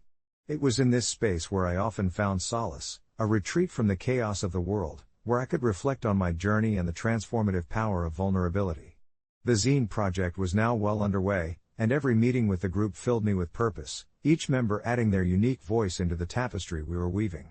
I remembered our first gathering, how tentative we all were, exchanging nervous glances as we shared our stories of hurt and self-doubt. I had spoken about my long-term relationship with the so-called miracle cream I had religiously applied since my teenage years, convinced it would one day bring me the flawless skin I had always coveted. The room had filled with laughter and knowing nods when one brave soul shared her own tale of a $30 jar of liquid confidence, which had only caused breakouts and added to her insecurities rather than erasing them. Each shared experience was like peeling back layers of skin. We laid bare our raw emotions, exposing the scars left by the beauty industry's tall tales. With every story, we found connection, laughter, and healing, understanding we were not alone in our struggles. After a few months, when the first draft of our zine was completed, I felt a flutter of excitement deep in my chest. We had decided to host a small launch party at a local cafe, where we would not only unveil our work but also celebrate our collective empowerment. As the day approached, the air buzzed with anticipation. I could already picture the small crowd of supportive friends, family, and even a few local journalists who had expressed interest in our project. With our contributions in hand, we prepared to share our journeys not just as isolated individuals but as a unified chorus echoing the message of self-acceptance. And so, the day finally arrived, clear skies overhead, and the cafe transformed into a vibrant sanctuary of our stories. People mingled, sipping lavender lemonades and munching on tiny pastries adorned with edible flowers as I set up our makeshift display in the corner. My heart raced, but it also danced with joy to see the enthusiasm in my friends' eyes. As the moment approached, we gathered everyone's attention, our nerves giving way to exhilaration. One by one, we read excerpts from our zine, sharing not only our struggles but also the lessons we had learned along the way. Each word met with applause, and I could see tears and smiles exchanged throughout the audience, a visceral reminder of the power of our truths. I felt a profound connection that night, where the journey was not about selling a solution but about embracing our imperfections. We ended the night with an open mic, inviting others to share their stories, our circle expanding to include new voices in need of a platform. As I stepped away from the cafe, the air kissed my skin, and I felt lighter than I had in years.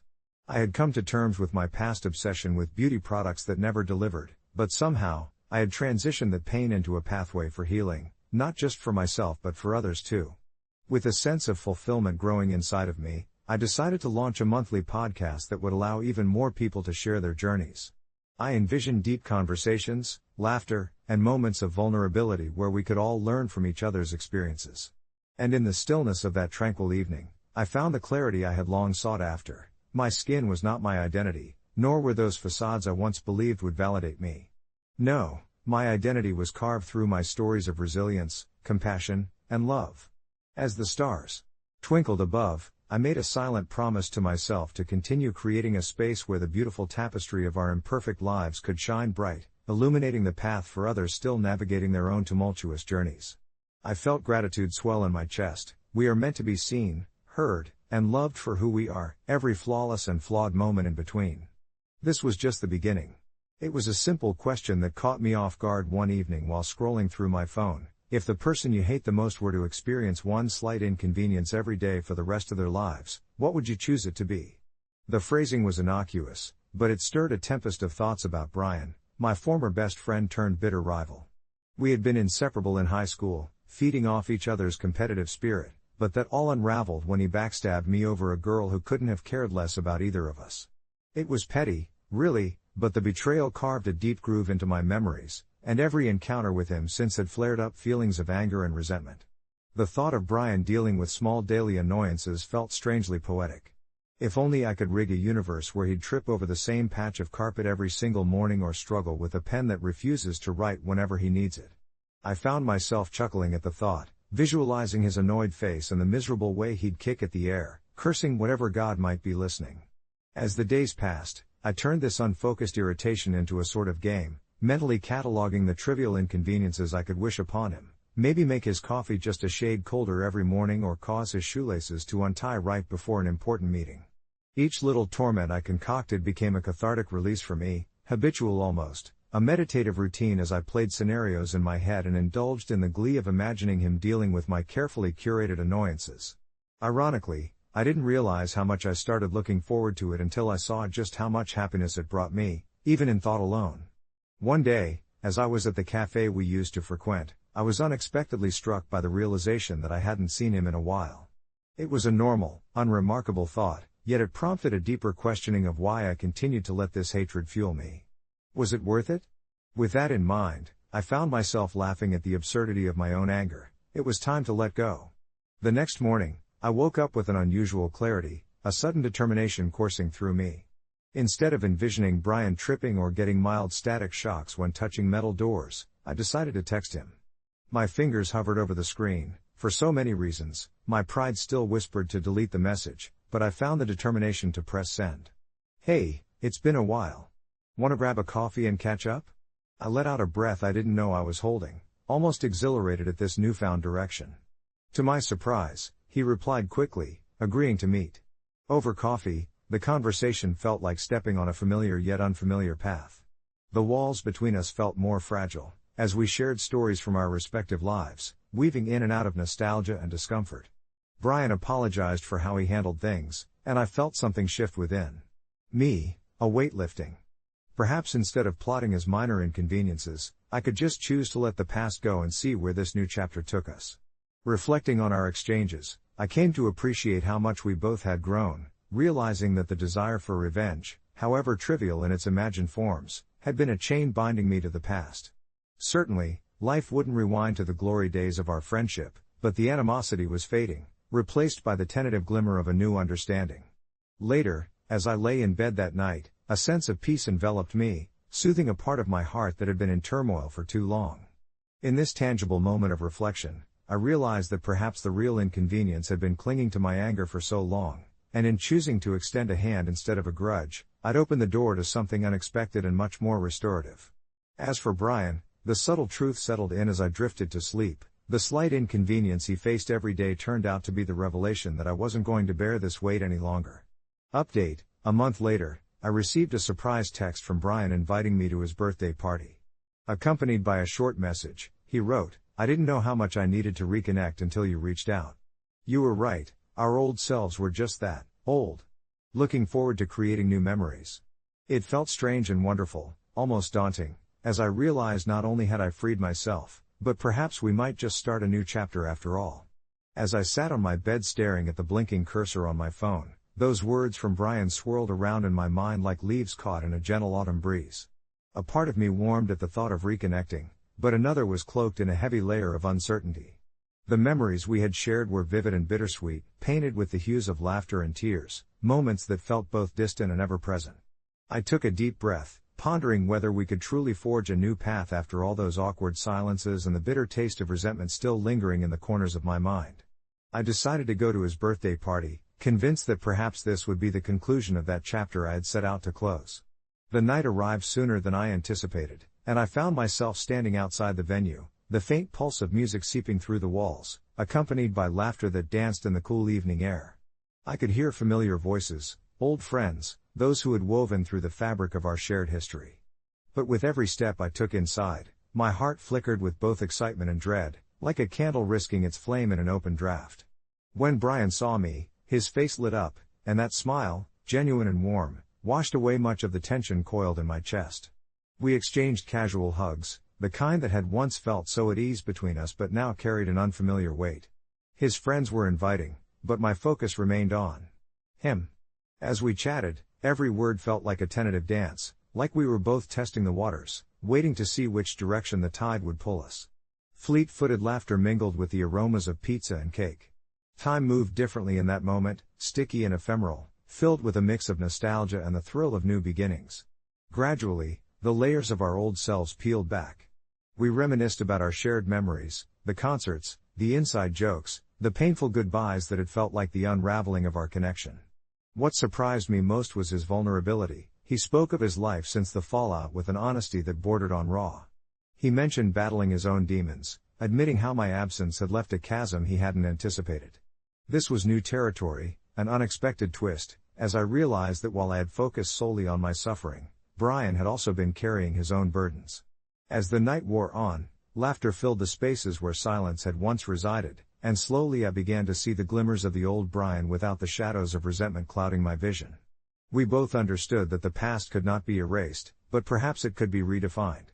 As the evening wound down, he pulled me aside, away from the flickering lights and thrumming bass. "I've thought about what you said, about changes and moving on. I realize now that holding on to that anger was just as exhausting for me as it was for you." His gaze was steady, earnest, and for the first time in what felt like forever, I felt the weight of bitterness between us begin to lift. "Can we try to be friends again?"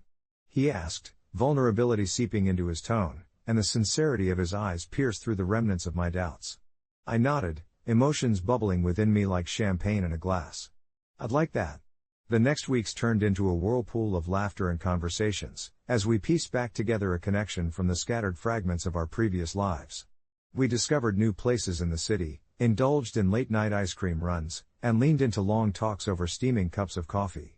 As I immersed myself in this new dynamic, I could feel something shift within me, a movement from the past to the present, where acceptance blossomed in the fertile ground of forgiveness. With every shared moment, I realized that while the scars of the past may have shaped who we had become, they didn't have to dictate our future. And then one day, as we strolled through the park, a patchwork of colors signifying the change of seasons, Brian turned to me with a grin and said, "I can't believe how ridiculous we were. Why let minor inconveniences dictate our lives?" He chuckled, the sound melodic and freeing. I smiled back, feeling a surge of gratitude for the paths that had intertwined once again.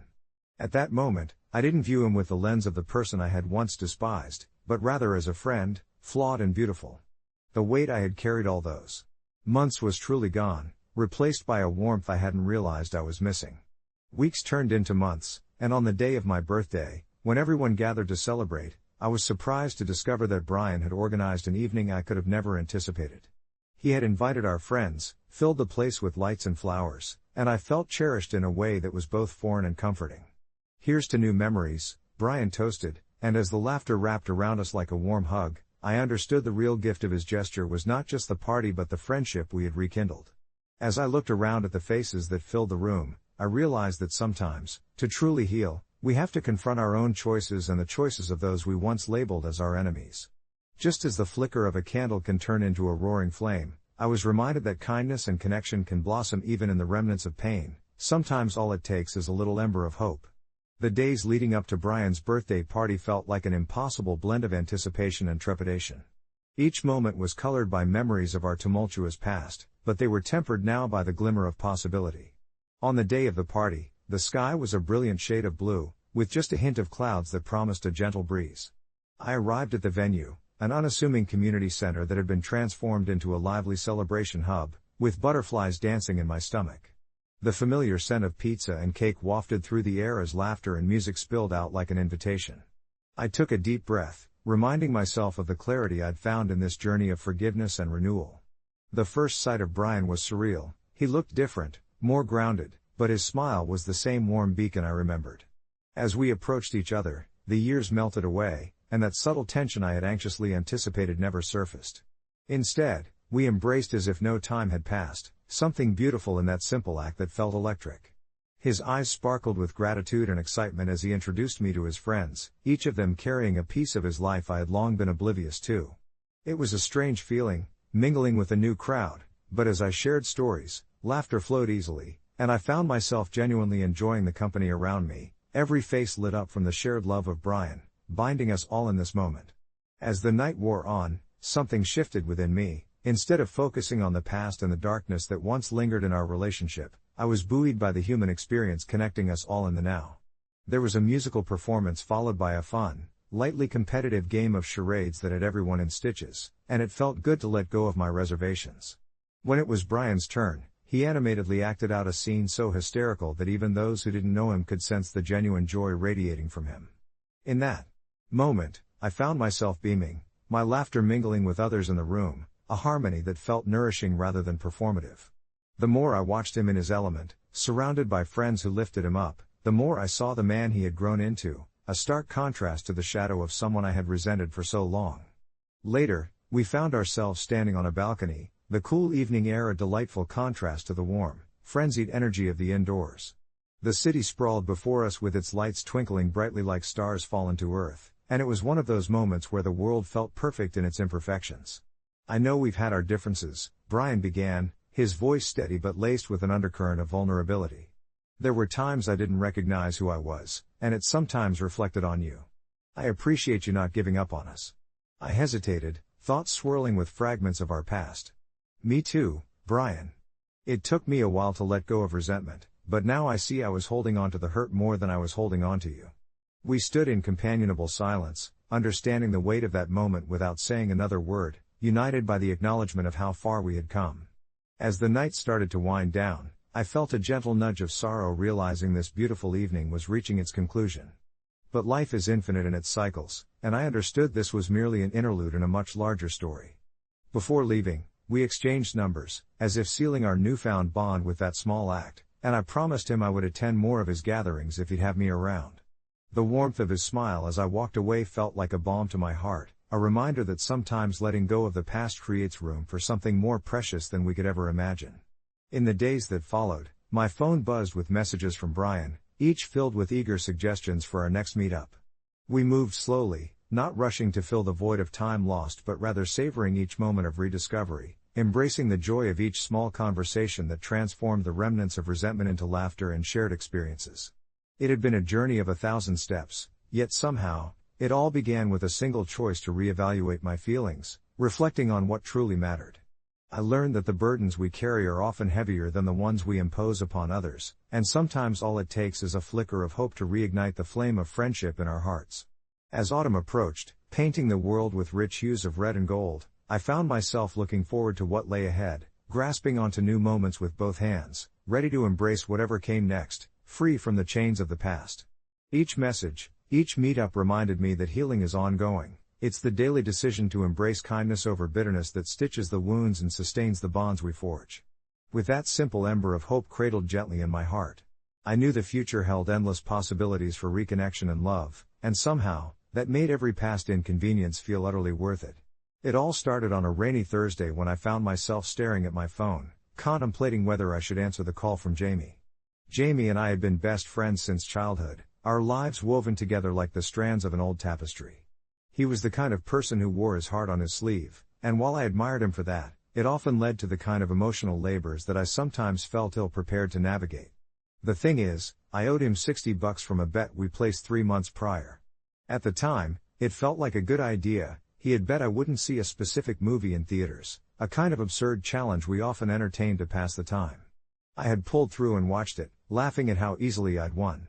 But life had a funny way of making one's priorities feel scattered. And with each passing month, that small debt lingered in the back of my mind, like a familiar yet annoying itch I couldn't quite reach. As I sat on my couch, the rain beating against the window, I felt an odd sense of dread. Jamie had been talking about his financial struggles lately, how his part-time job didn't cover his rent or his bills, and I could feel the weight of that call pressing against my chest. I hesitated for a moment, finally picking up the phone, but the conversation wasn't what I anticipated. Instead of the usual banter, Jamie launched into a heartfelt rant about how he felt completely overwhelmed by the world. It was like listening to a dam break, all his frustrations flowing out as he told me about the suffocating weight of his responsibilities. As he spoke, I felt my stomach twist into knots. How could I ask him to let go of this trivial debt when he was clearly in pain? "Look, Jamie, I just need to say something," I interrupted hesitantly. "I know I owe you that $60, but with everything going on, can we just let it slide for now?" I could hear the silence on the other end, how the weight of my words sank into the atmosphere, and I could almost picture his brow furrowing in contemplation. Finally, he spoke, and there was a tremor in his voice. "You know, I really need that money, though." My heart sank deeper. I wanted to help him, but the truth was, my own finances weren't exactly stable. It felt selfish to hold on to my money, but asking him for patience felt equally wrong. Days turned into weeks, and our conversation echoed in my mind like a haunting melody. I could see Jamie's disappointment flash across my memory, see the disbelief etched into his features, and the burden of guilt settled firmly on my shoulders. I tried to reach out, perhaps offering to treat him to coffee or something small to remind him that I cared, but our meetings became fewer as he threw himself into extra shifts. Just as I was spiraling into my own feelings of guilt, Jamie reached out once more, but this time, there was an edge to his voice that set me on alert. He wanted to meet up, and with that, I felt a sense of impending doom settle over me. Did he want to discuss the money again, or was there something else brewing beneath the surface? The anxiety was palpable inside me. It was almost a physical thing, weighing heavy on my chest as I approached the cafe we frequented. When I arrived, he was already seated at our usual table, fidgeting with his phone, looking tangled up in thought. I slid into the seat and gave him a small smile, which he returned with a nod that seemed devoid of any real warmth. "I've been thinking a lot about our last conversation," he began, his voice steady but lacking its usual enthusiasm. "That money. It's not just about the money for me. It feels like a lack of respect, like you don't value our friendship." The words hit me like a slap, and I felt my chest constrict with shame. I started to defend myself, but I could hear the raw hurt in his voice, and my mind raced to find the right words that wouldn't sound like empty excuses. "I thought maybe since things were hard for you, we could let it slide." His gaze was piercing, and I could almost see the crumbling pieces of our history floating between us. The conversations we used to have, the laughter we shared, now felt grim and fragile, like the remnants of a dream slipping away. "But it's not just about the money, it's the principle," he pressed, emotion layered in each word. I could sense the anger rising, and a part of me wanted to retreat, but I owed it to both of us to engage. "Jamie, it's not that I don't care or value you. I'm trying to navigate my own life too. What if I'm struggling in my own way, just like you?" The moment hung heavy, and for the first time, I saw the cracks in his armor begin to show. I didn't realize you felt that way, he admitted, his voice low. The fight momentum suddenly dulled. I could see the realization wash over him, just as much as it flooded me. Perhaps I wasn't the only one struggling with insecurities masked as arrogance. In the days that followed, we both took a step back, breathing in the unease of our friendship and beginning to stitch it back together with more understanding. I did pay him back the $60. I realized that money was only one part of the equation. What mattered more was the open dialogue we finally had, the clarity that settled between us, allowing both our vulnerabilities to emerge. This experience transformed our friendship. It was no longer about the money but about feeling seen and valued. An update in my mind now gleefully whispered to me, I learned that competitions between friends can lead to both friction and an unexpected depth in connection. Looking back, that seemingly trivial debt acted like a guidepost, leading me to confront not just my financial responsibilities, but my emotional ones too. It became a lesson in empathy and respect, a reminder that true friendship treasures open-hearted conversations over mere transactions. And those rainy Thursdays? They aren't so dreary anymore, as they've become. Reminders of our renewed bond, strengthened through vulnerability, reminding me every day that sometimes, it's worth diving deeper to find the light. As I settled into my routine, the mundanity of each rainy Thursday transformed into a ritual of sorts. Each week, I would sit on my porch, a steaming cup of coffee in hand, as the rain drizzled on the roof above, creating a comforting soundtrack of muted rain patters and distant thunder rumbles. The street, with its slick, glistening pavement, took on a different hue. Each drop of water seemed to wash away not just the grime of the day but also the tension that had once hovered between James and me. I would think back to that moment when I looked him in the eyes and saw the hurt festering beneath the surface, beneath our laughter and easy banter, like an unresolved question lurking in the shadows. It was in this quiet space of reflection that I learned the importance of humility and accountability, both to myself and to those closest to me. I never forgot that debt, the $60 that, at one point, felt insurmountable, almost like a millstone around my neck. Yet that very symbol of conflict became a mirror, prompting a deeper inquiry into how I navigated my relationships. James and I began to spend more time together, engaging in long talks that seemed endless under the canopy of evening stars or the dim, warm glow of a dimmed living room. We would play board games, dive into old movies, and explore our small town's hidden gems, often with laughter trailing behind us like a kite on a gentle breeze.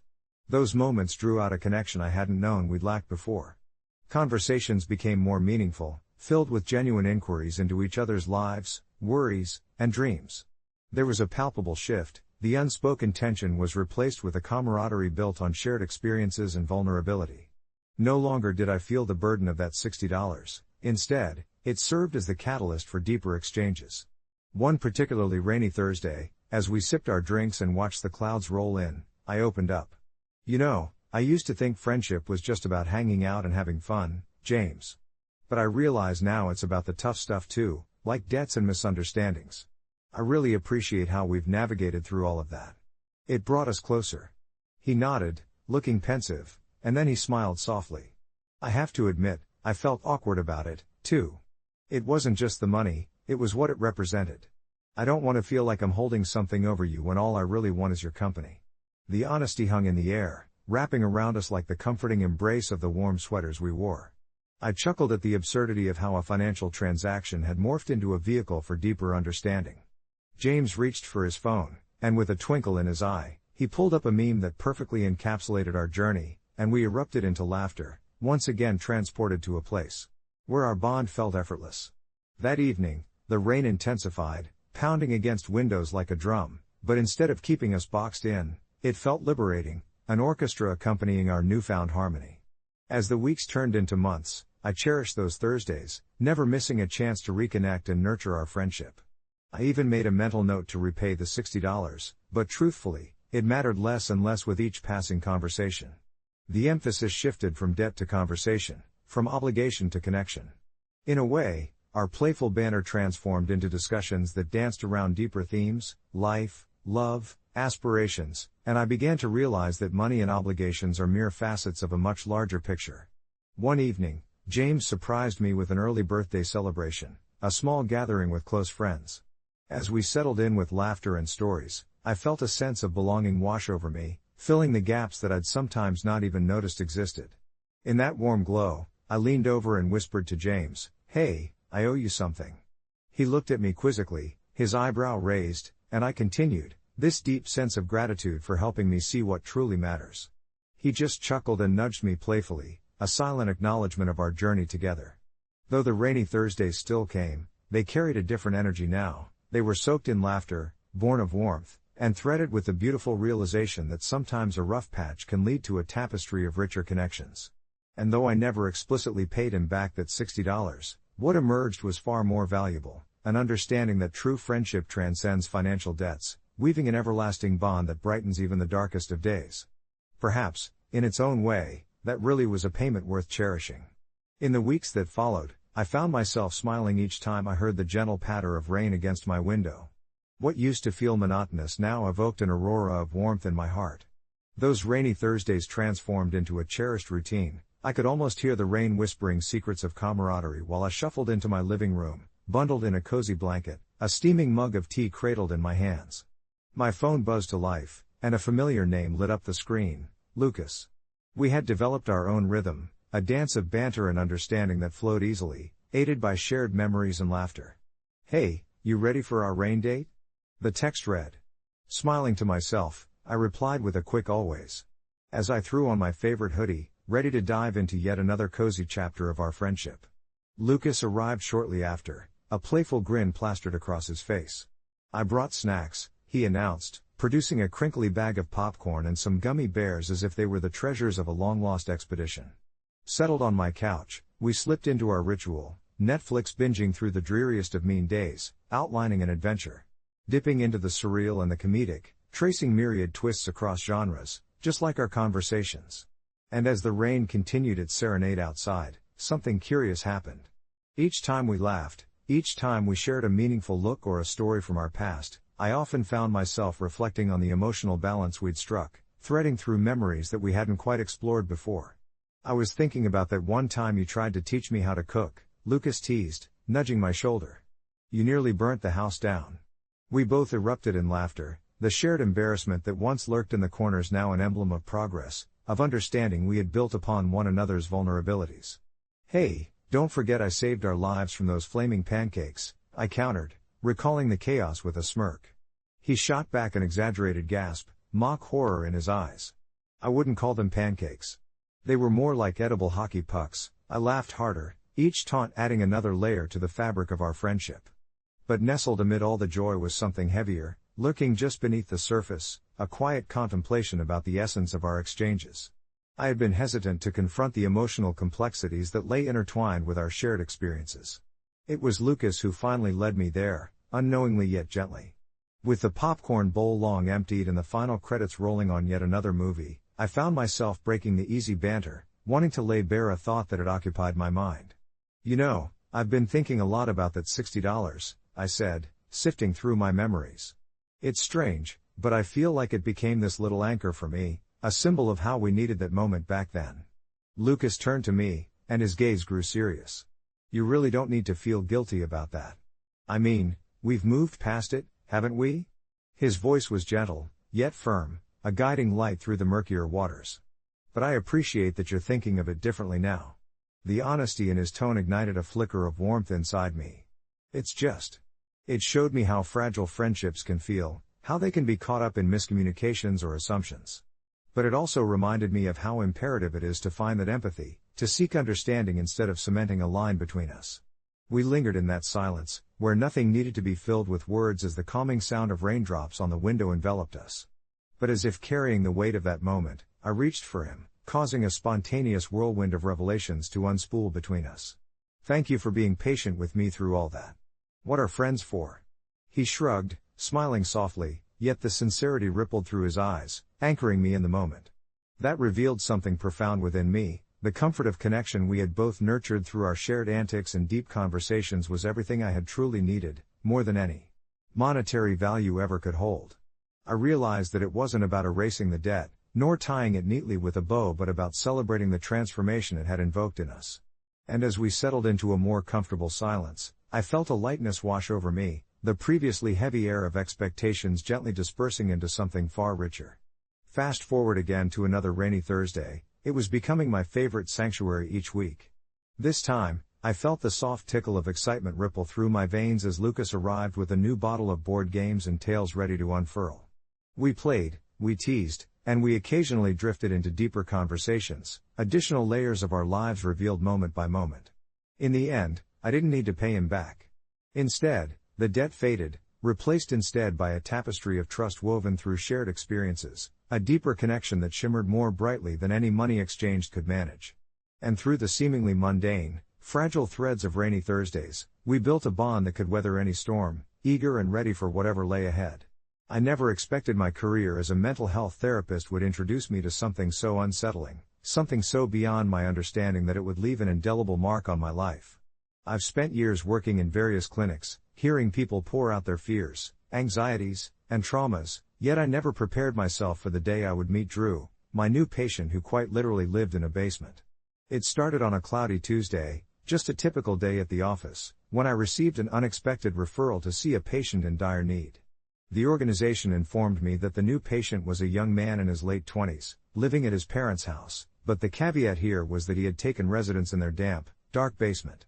Perhaps I sensed the curiosity mingling with apprehension as I entered that basement for the first time, descending the rickety stairs under the dim light fixture that flickered ominously.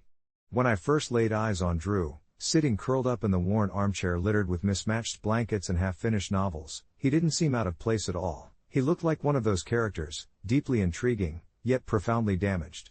As we started our sessions, I learned more about him. His voice was soft yet unwavering, full of wisdom that belied his years. Drew revealed he was an aspiring writer, but his creativity was stifled not only by his crippling anxiety but a family history riddled with mental health struggles that seemed to hover over him like a thick fog. The reason he confined himself to the basement was twofold. 1, he felt safer from his overbearing parents, and 2, it had become a sanctuary where he could tiptoe along the fragile line between reality and his vivid imagination. Slowly, week after week, he unspooled the terrible tapestry of his life, and with every session, I felt more connected to him. I, too, grappled with a blend of empathy and unease, wondering if I was genuinely offering him the help he needed or simply peering into a disquieting parallel of my own existence. His stories had begun to weave themselves into my mind, and a mysterious bond developed between us, shrouded in mutual vulnerability and unspoken truths. In my gut, though, a nagging doubt began to creep in: had I crossed an unspoken line? The basement was replete with shadows that twisted and turned in an unsettling dance, and as I opened the door to leave every session, I felt as if I was stepping into a realm that was both captivating and deeply forbidding. One week, as Drew recounted a particularly harrowing tale about a character of his creation that mirrored his struggles, his energy shifted. There was something in his eyes then, a flicker, maybe of madness or sheer genius, it was hard to tell.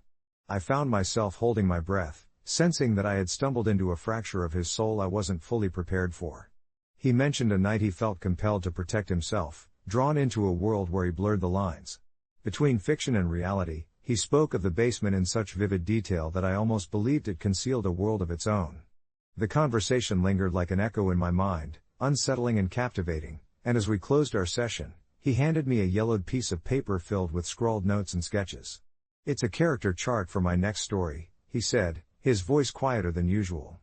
"But it's more than that, it's about me." I felt like a voyeur peering at the fragile flaps of his psyche exposed, and I saw visions of that basement, full of shadows, solace, and maybe something sinister, a vessel for both creativity and torment. In the days that followed, I found myself lost in thought about the stories he told and the meanings hidden beneath his words. One rainy evening, driven by impulse, I decided to venture to his home once more, convinced to understand the space that shaped Drew. As I approached the house, its haunted facade loomed in the dim light. The cracks in the walls seemed to mirror the fractures within the man I had been trying to help. I knocked nervously, and his mother opened the door with a distant look in her eyes, as if too lost in her own thoughts to notice my presence. She led me down to the basement without a word, and once again, I was swept into that dim world filled with shadows and silence. Drew was seated exactly where I'd last seen him, yet there was an air of something different, a thick silence that hung between us like a taut string about to break. He offered me the chair, but I hesitated, suddenly aware that the weight of the room had shifted. "How did you even know to come here?" he asked, his tone low, almost cautious. I explained my worry, my need to understand him better, but the moment my voice faltered, I felt the unease ripple through the space. Something was wrong. That paper he'd handed me was not merely character sketches, they were intricate maps, ones I had overlooked. I leaned closer, trying to absorb every detail, my heart racing as I realized they depicted not just his stories but a labyrinth that mirrored his mind, a prison where his fears came to life. "Drew," I began, my voice quaking, "is there something else you need to share?" He looked up then, his eyes wide as if a veil had been lifted, revealing something buried deep. "I was trying to escape it," he confessed, his hand shaking slightly. "The basement, my mind, it's all the same." And there it was, the roots of his anxiety twisted into the mere act of climbing stairs, as if the very act of going beyond those four walls would unravel the stories he encapsulated.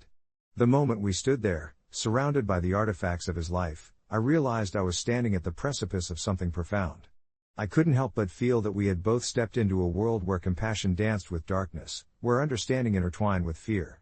I left that night, my mind racing with thoughts of our conversation, infuriated with myself. I had come seeking answers but found more questions, knots of confusion wrapping deeper around my heart. In the weeks that followed, our sessions transformed. I learned as much from him as he from me. I began to see that the basement was not just a physical space but a realm for healing, a canvas for his creativity and his pain, pushing me deeper into my own fears about boundaries and the nature of care.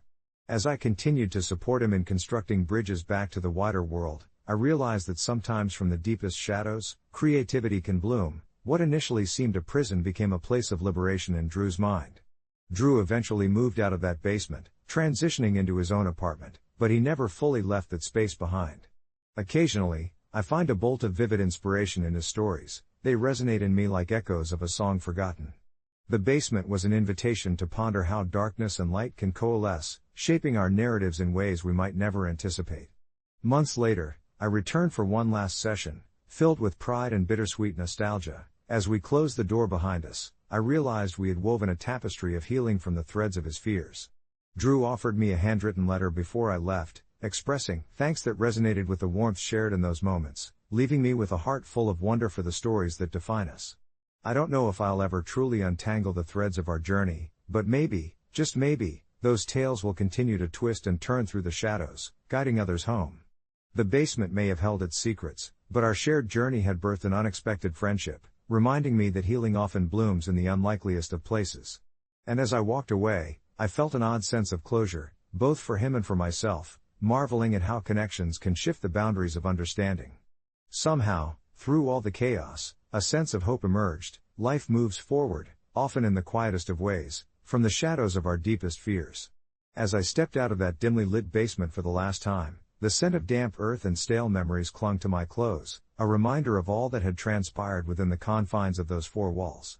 The late afternoon sun poured down, warm and inviting, contrasting sharply with the chill of the basement I'd just emerged from. It felt surreal, leaving behind a world that had unfolded so intricately, yet contained within such a compact space. I glanced back at the windowless facade, wondering how many secrets it still held, and how many more stories could be carved from its shadowy existence. My mind drifted to Jacob, the patient who had inadvertently become my confidant, revealing pieces of himself that seemed more like fragments of a puzzle than complete thoughts. Every session had brought its own revelations, but it was during our last visit that I learned the most about him, not through his words, but through the silence that lingered between us. In that silence, I realized the burden he carried. It wasn't merely the shame of his living conditions or the burden of his past that weighed him down, but the profound loneliness that accompanied his struggle. We had both used therapy to weave a thread of understanding, but perhaps it was more than that. It had become our lifeline in a stormy sea of isolation. It was that very humanity that connected us, more genuine than any scripted psychobabble. Even after our sessions ended, his voice echoed in my thoughts, especially his final words, which felt like both a closure and an invitation. "We're all just stories waiting to be told," he had said, a slight smile breaking the heavy gravity of his usual demeanor. I had left him with an assurance that he would never be alone again in this, that I would carry his story with me, sharing it in my own therapeutic journey. The ride home was filled with a medley of emotions swirling in my chest. I drove through the streets, watching life unfold in front of me, a chaotic dance that seemed so vibrant compared to the stillness I had just left behind. Children rode their bicycles, adults chatted idly on sidewalks, and the sun dipped lower on the horizon, painting the sky in soft hues of orange and pink. It struck me that everyone carried their own hidden struggles, akin to Jacob's, I could see snippets of their own stories passing by. The thought made me reflect on the inevitability of connection and how lives intertwine, often without first realizing our shared burdens. Late that evening, after a simple dinner of takeout sushi, I found myself drawn to my journal, compelled to somehow capture the essence of Jacob's journey. As I scribbled, I felt the weight of each word, the importance of preserving both his vulnerability and strength. I wrote about the laughter we shared, how he revealed fragments of his past in the safety of our sessions, the way he cracked jokes about his ex-girlfriends who lived in the realm of his memories, and how he took each poke of humor as a sliver to cut through his despair. With every stroke of the pen, I felt a release. I was processing his story while weaving it with my own appreciation for the resilience of the human spirit. In the weeks that followed, I kept Jacob in my thoughts more than I had anticipated. Each day seemed to bring a new layer to my understanding of what it meant to acknowledge someone's struggles and how much healing could stem from this acknowledgement. I had begun to reach out, sharing snippets of his journey at professional gatherings, using his anonymity wisely but ensuring his message was clear. Sometimes, hope is found in the most unexpected places, I would say, letting my colleagues know that each patient holds a labyrinth of experiences waiting to be navigated. As I moved through the rhythms of my life, the moments of doubt and worry echoed the earlier feelings of uncertainty I'd felt before meeting Jacob. It made me wonder if I was truly helping others in my practice, or merely dancing around the fringes of healing. But every time I remembered Jacob's laugh, that clear, light laugh that echoed in the depths of despair, I knew then that every patient had their own story, a narrative that deserved to be heard and, at times, passed forward. And so, I learned to walk with a lighter heart, carrying Jacob's strength alongside my professional insights. It was a role we both had unknowingly embraced. I was his watcher and he was my guide. As the boundaries blurred, I realized that each connection I made afterward felt richer, more vibrant, echoing the lessons I had learned in that basement. Months passed, and while I never stopped checking in on him, the visits dwindled. His progress had become a blossoming journey of his own. One evening, just as the winter frost began to settle in, I received a message from him. It was a simple image, a photo of himself standing outside a brightened door, grinning into the camera. I got a place above ground, it read, just a tiny studio with a view of the stars. In that moment, my heart soared with pride. Perhaps the stories held within our shadows weren't meant to disappear, after all. Instead, they became guides, reminding us that, together, we could traverse even the darkest of paths, eventually finding the light. The days that followed that heartfelt message felt lighter, almost as if the chill of winter was merely a backdrop to the warmth blossoming within me. As a therapist, I'd always known that change was possible, but witnessing it firsthand in someone so close to the edge of despair was different. It was invigorating, a testament to the human spirit's resilience. Encouraged by his message, I found myself reflecting on our sessions together, how his quiet determination had sparked something deep within me. He'd shared stories of his past, his childhood and dreams, woven with threads of despair that had once held him captive in that dim basement. Yet somehow, he had begun to untangle those knots, seeking a life beyond the confines of the life he'd constructed. I wanted to see him thrive in his new world, to bask in the glow of his hard-fought freedom. I put aside my research for the day, eager to reach out and arrange a visit. When the day finally came, I felt an unusual mixture of excitement and nervousness, a tangible thrill coursing through my veins as I rang the doorbell of his new place. The tiny studio indeed had a view of the stars, twinkling brilliantly against the velvet night sky, and it felt miraculous to stand in this space that smelled faintly of fresh paint and new beginnings. When he opened the door, the joy in his eyes mirrored the vastness above. "Welcome to my new chapter," he said, his voice steady, yet laced with an undercurrent of disbelief. We spent hours talking about his transition, the spooky stories he had filled our sessions with, and how he was learning to embrace both the light and dark within himself. The vulnerability we shared deepened our bond beautifully. I was no longer just his therapist but a friend, a confidant. As the night wore on, he took me to the small balcony where we could see the stars in all their glory.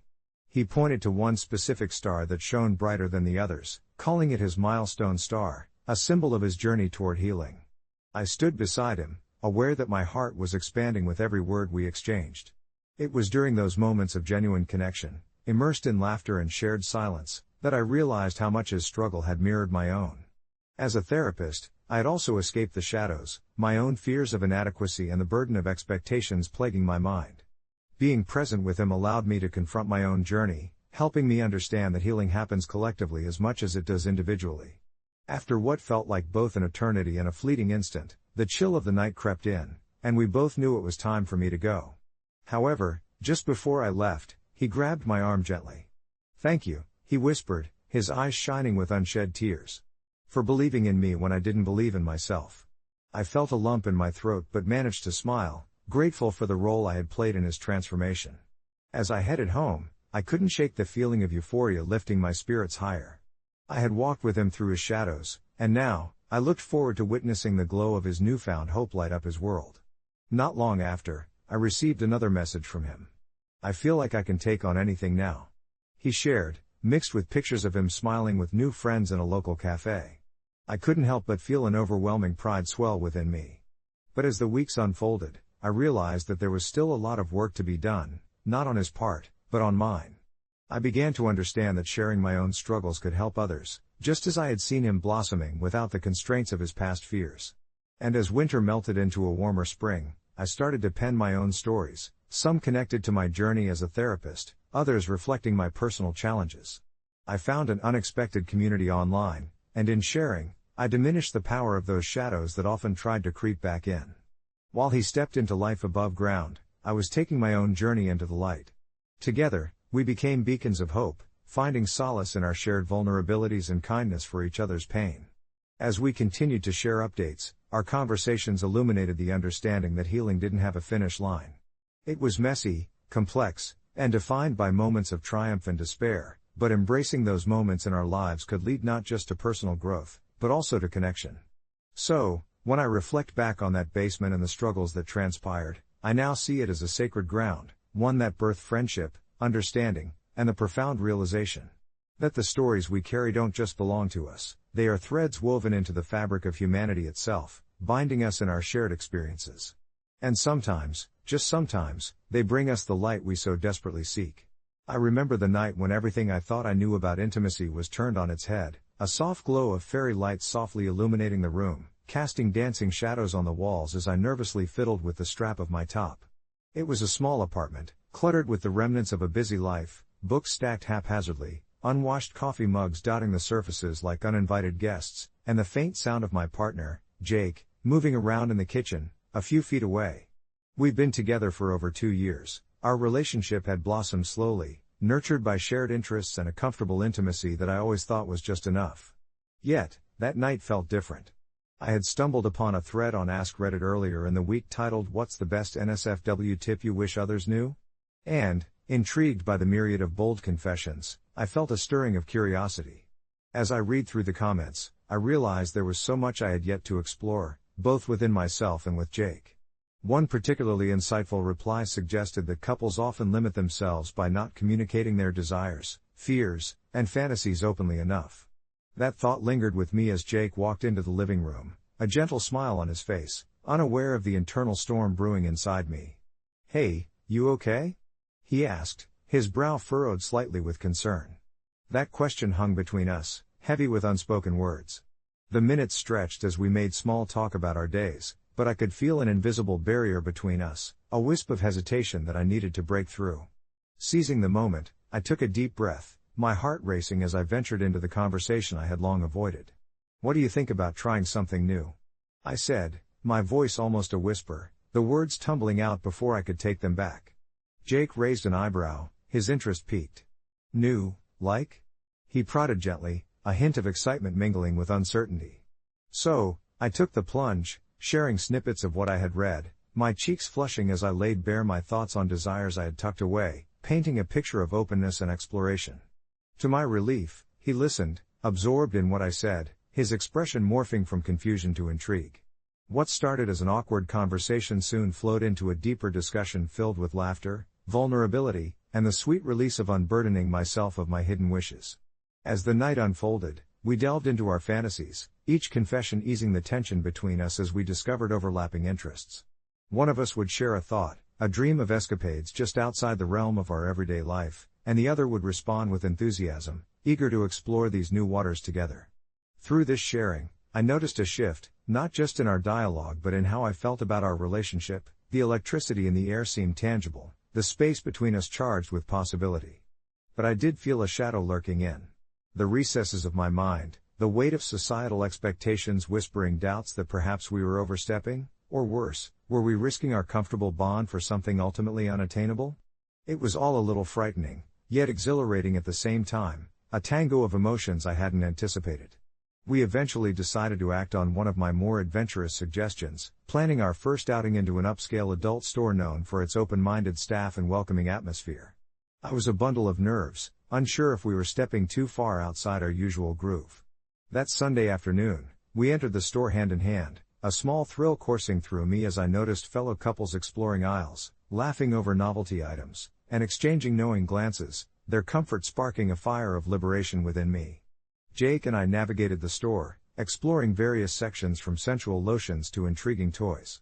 To my surprise, our playful banter began to flourish between the seemingly mundane decisions of what to try or what to leave behind.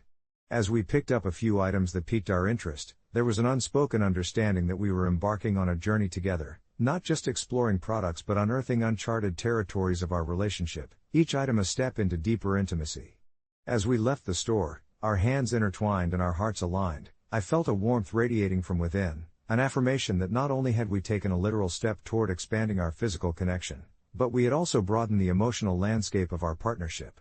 The tips I had discovered were more than just recommendations, they had opened a portal to authenticity, revealing a freedom that was ours for the taking. From that day forward, we made it a habit to communicate openly about our desires, exploring new facets of intimacy without the fear of judgment.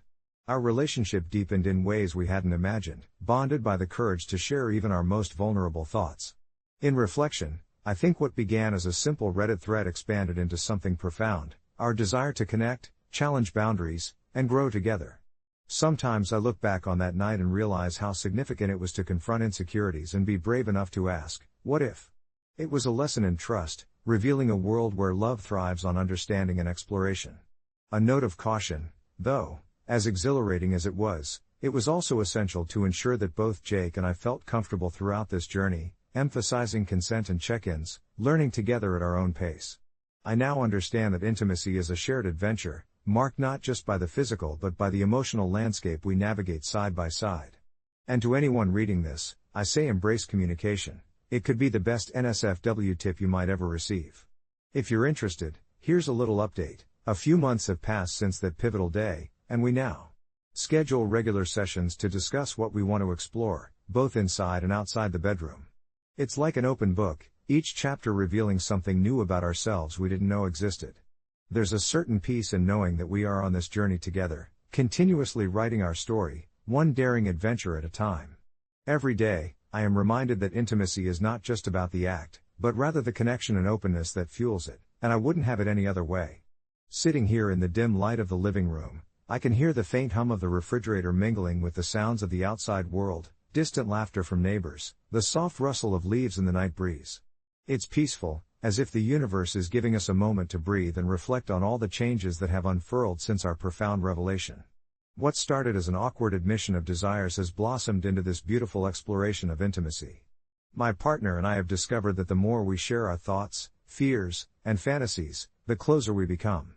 I used to think intimacy was a binary concept, a straightforward equation of bodies meeting, but as we've peeled back layers of ourselves, I now see it as an endless spectrum filled with nuances and textures. It's almost amusing to think about how naive I once was, operating under the belief that communication was secondary to the act itself, and yet, here I am, realizing that it's the very foundation of everything we've built together. We've established a weekly ritual of sorts, where we sit across from each other, sipping tea while delving into what sparks joy, curiosity, and even fear in our relationship. It's in those quiet conversations where I feel the weight of my heart begin to lift, as we dare to voice not only what we want but what we might want to explore. One evening sticks out in particular, a night marked by vulnerability. We had just come home after seeing an eclectic art exhibit that showcased intimate imagery and personal stories. The mere act of sharing the experience had ignited a discussion about our own narratives, and as I glanced at my partner, their eyes glimmering with shared excitement, I felt a surge of courage. What if we tried role-playing? I blurted out, a grin breaking across my face despite the flutter of nerves in my stomach. To my surprise, my proposal was met with a warm, welcoming smile, and in that moment, I knew we were embarking on yet another chapter.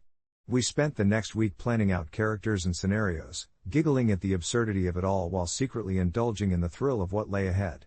And so, the night arrived. We had transformed our living room into a makeshift stage, complete with dim lighting, soft music, and props derived from random corners of our home.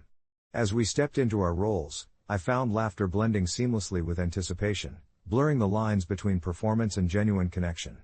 The boundaries we had once thought of as rigid began to dissolve, giving way to creativity and discovery.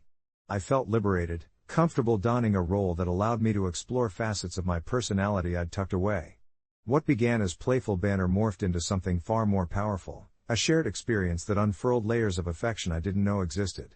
We explored fantasies that had previously felt too vulnerable to share, opening the door to discussions about attraction and desire in ways that deepened our bond. When everything was said and done, we collapsed into each other's arms, breathless and flushed, a laughter that echoed off the walls blending seamlessly with the warmth we shared. Looking back, it's incredible how that single suggestion blossomed into a vibrant exploration of ourselves. Together, we learned that intimacy, in its most profound form, is less about the individual acts and more about the trust and connection that fuels them. As I lean back against my partner now, their fingers tracing lazy patterns on my arm, I can't help but feel a wave of gratitude wash over me. The months past have shown us that adventure lies not only in grand experiences but also in the simple act of being with each other and opening up our hearts. Life, like our relationship, is a continuous journey filled with unexpected turns and revelations, and I find myself continually excited about what comes next. So here's to the chapters yet unwritten, the whispers shared in the dark, and the ever-evolving narrative of us. As I close my eyes, I wish I could bottle up this feeling, this notion that love and intimacy are but canvases awaiting our brushes, ready to be filled with the colors of our experiences and desires. Little did I know that this journey of discovery would be just the beginning, a prelude to further adventures we had yet to imagine, together embracing life with open hearts, guided by a delicate dance of trust, laughter, and love. In the weeks following that transformative conversation, my relationship with Alex took on a rhythm, like a well-rehearsed melody where each note felt harmoniously aligned, effortlessly flowing into the next. We found ourselves spending evenings sprawled across the couch, sharing secrets under the soft glow of fairy lights, peeling back layers of our emotions as if they were the wrapping on a much-anticipated gift. I remember one particular night vividly, when the air outside had just begun to cool, a sharp contrast to the warmth we created in our little bubble. We'd gorged on popcorn while watching silly movies, laughter spilling from us like wine from a too-full glass. Yet, as the credits rolled, a comfortable silence enveloped us, and I felt the itch for something deeper, an unspoken question floating softly between us.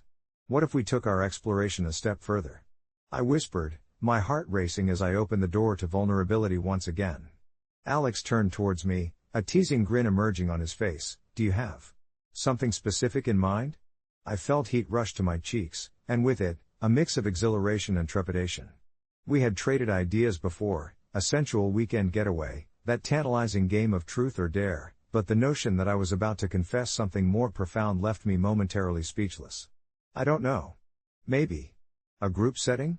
I managed, contrary to the fear edging its way into my mind. The thought of inviting others into our intimate dynamic felt raw and refreshingly dangerous, like standing at the edge of a cliff, ready to take a leap into the unknown. I held my breath, unsure of Alex's reaction, but to my relief, his eyes lit up with intrigue rather than skepticism. An open exploration, he mused, leaning closer, his expression a careful blend of excitement and caution. We delved into the idea over the following days, navigating our own boundaries and preferences, always careful to keep communication flowing freely between us. Our candid discussions brought us closer, igniting new flames within our connection, and soon enough, we found ourselves at a local gathering, an unofficial meet and greet for adventurous spirits seeking the same connection. As I walked into the room, Alex's hand in mine felt like both a reassurance and an anchor. I could feel the fluttering of uncertainty in my stomach, weaving itself around the warmth of excitement. The atmosphere was comfortably intimate, dimly lit with shadows dancing across the walls as laughter and soft music swirled around us. Just as we had both anticipated, we encountered people from all walks of life, the nervous newcomers like us and the seasoned adventurers who exuded confidence. We listened to stories shared in hushed tones, hiring glimpses of life lived boldly, each narrative leaving an imprint on our thoughts. It felt both surreal and electric, like walking through an art gallery at midnight, captivated yet hesitant to touch anything. The night wore on, a delicate balance struck between curiosity and intimacy, until eventually, I turned to Alex, both our eyes bright with wonder. "How do we feel about this?" I asked quietly, gauging the pulse of our experience. His reply was a soft smile that danced in the flickering light of the room, a silent acknowledgement that we were sailing together into uncharted waters. We ended the evening with new friends, a couple whose chemistry ignited something unexpected within me.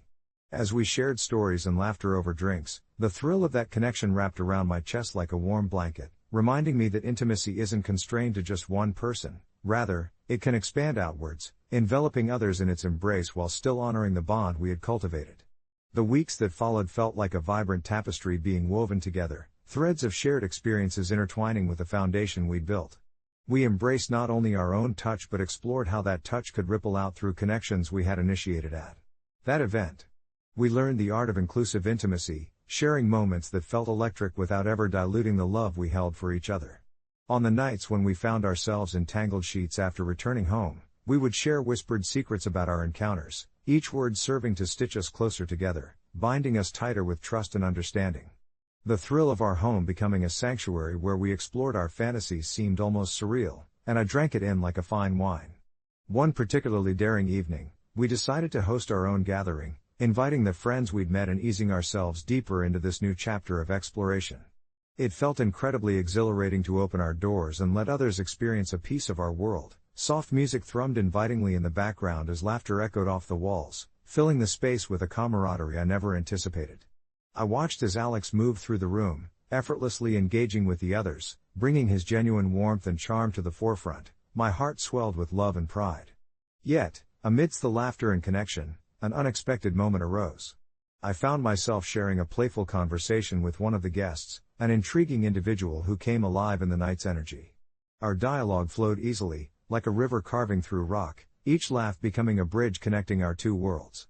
Before I knew it, I felt a pang of vulnerability swell unexpectedly within me as I realized, in the warm hum of the gathering, that I was also flirting, experimenting with my own boundaries of intimacy and attraction. Would I share a kiss, a touch, or was this stepping too far? A flurry of emotions cascaded through me, an engaging blend of excitement and uncertainty as I pulled back, resting my gaze upon Alex who was mingling just a few feet away. Would this be something we might explore, or would it breach our carefully laid boundaries? Catching my breath, I found solace in his reassuring smile as he met my eyes, a silent dialogue passing between us that spoke of trust and love. The thought of sharing this journey felt both liberating and terrifying, yet I could sense a profound sense of connection, an understanding that no experience would diminish the bond we had. After resolving the shifty feelings that danced around in my belly, I decided on openness.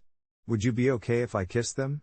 I asked, my voice barely above a whisper, feeling as though we were dancing along the fringes of a truth that was utterly beautiful in its complexity. Alex's grin deepened, and he nodded slowly, the warmth in his eyes beckoning me to dive further into this adventure we shared. With his approval echoing in my mind like a sweet melody, I took a bold step closer to the other person, allowing the swirling sensations of excitement and bonding to weave their magic around us.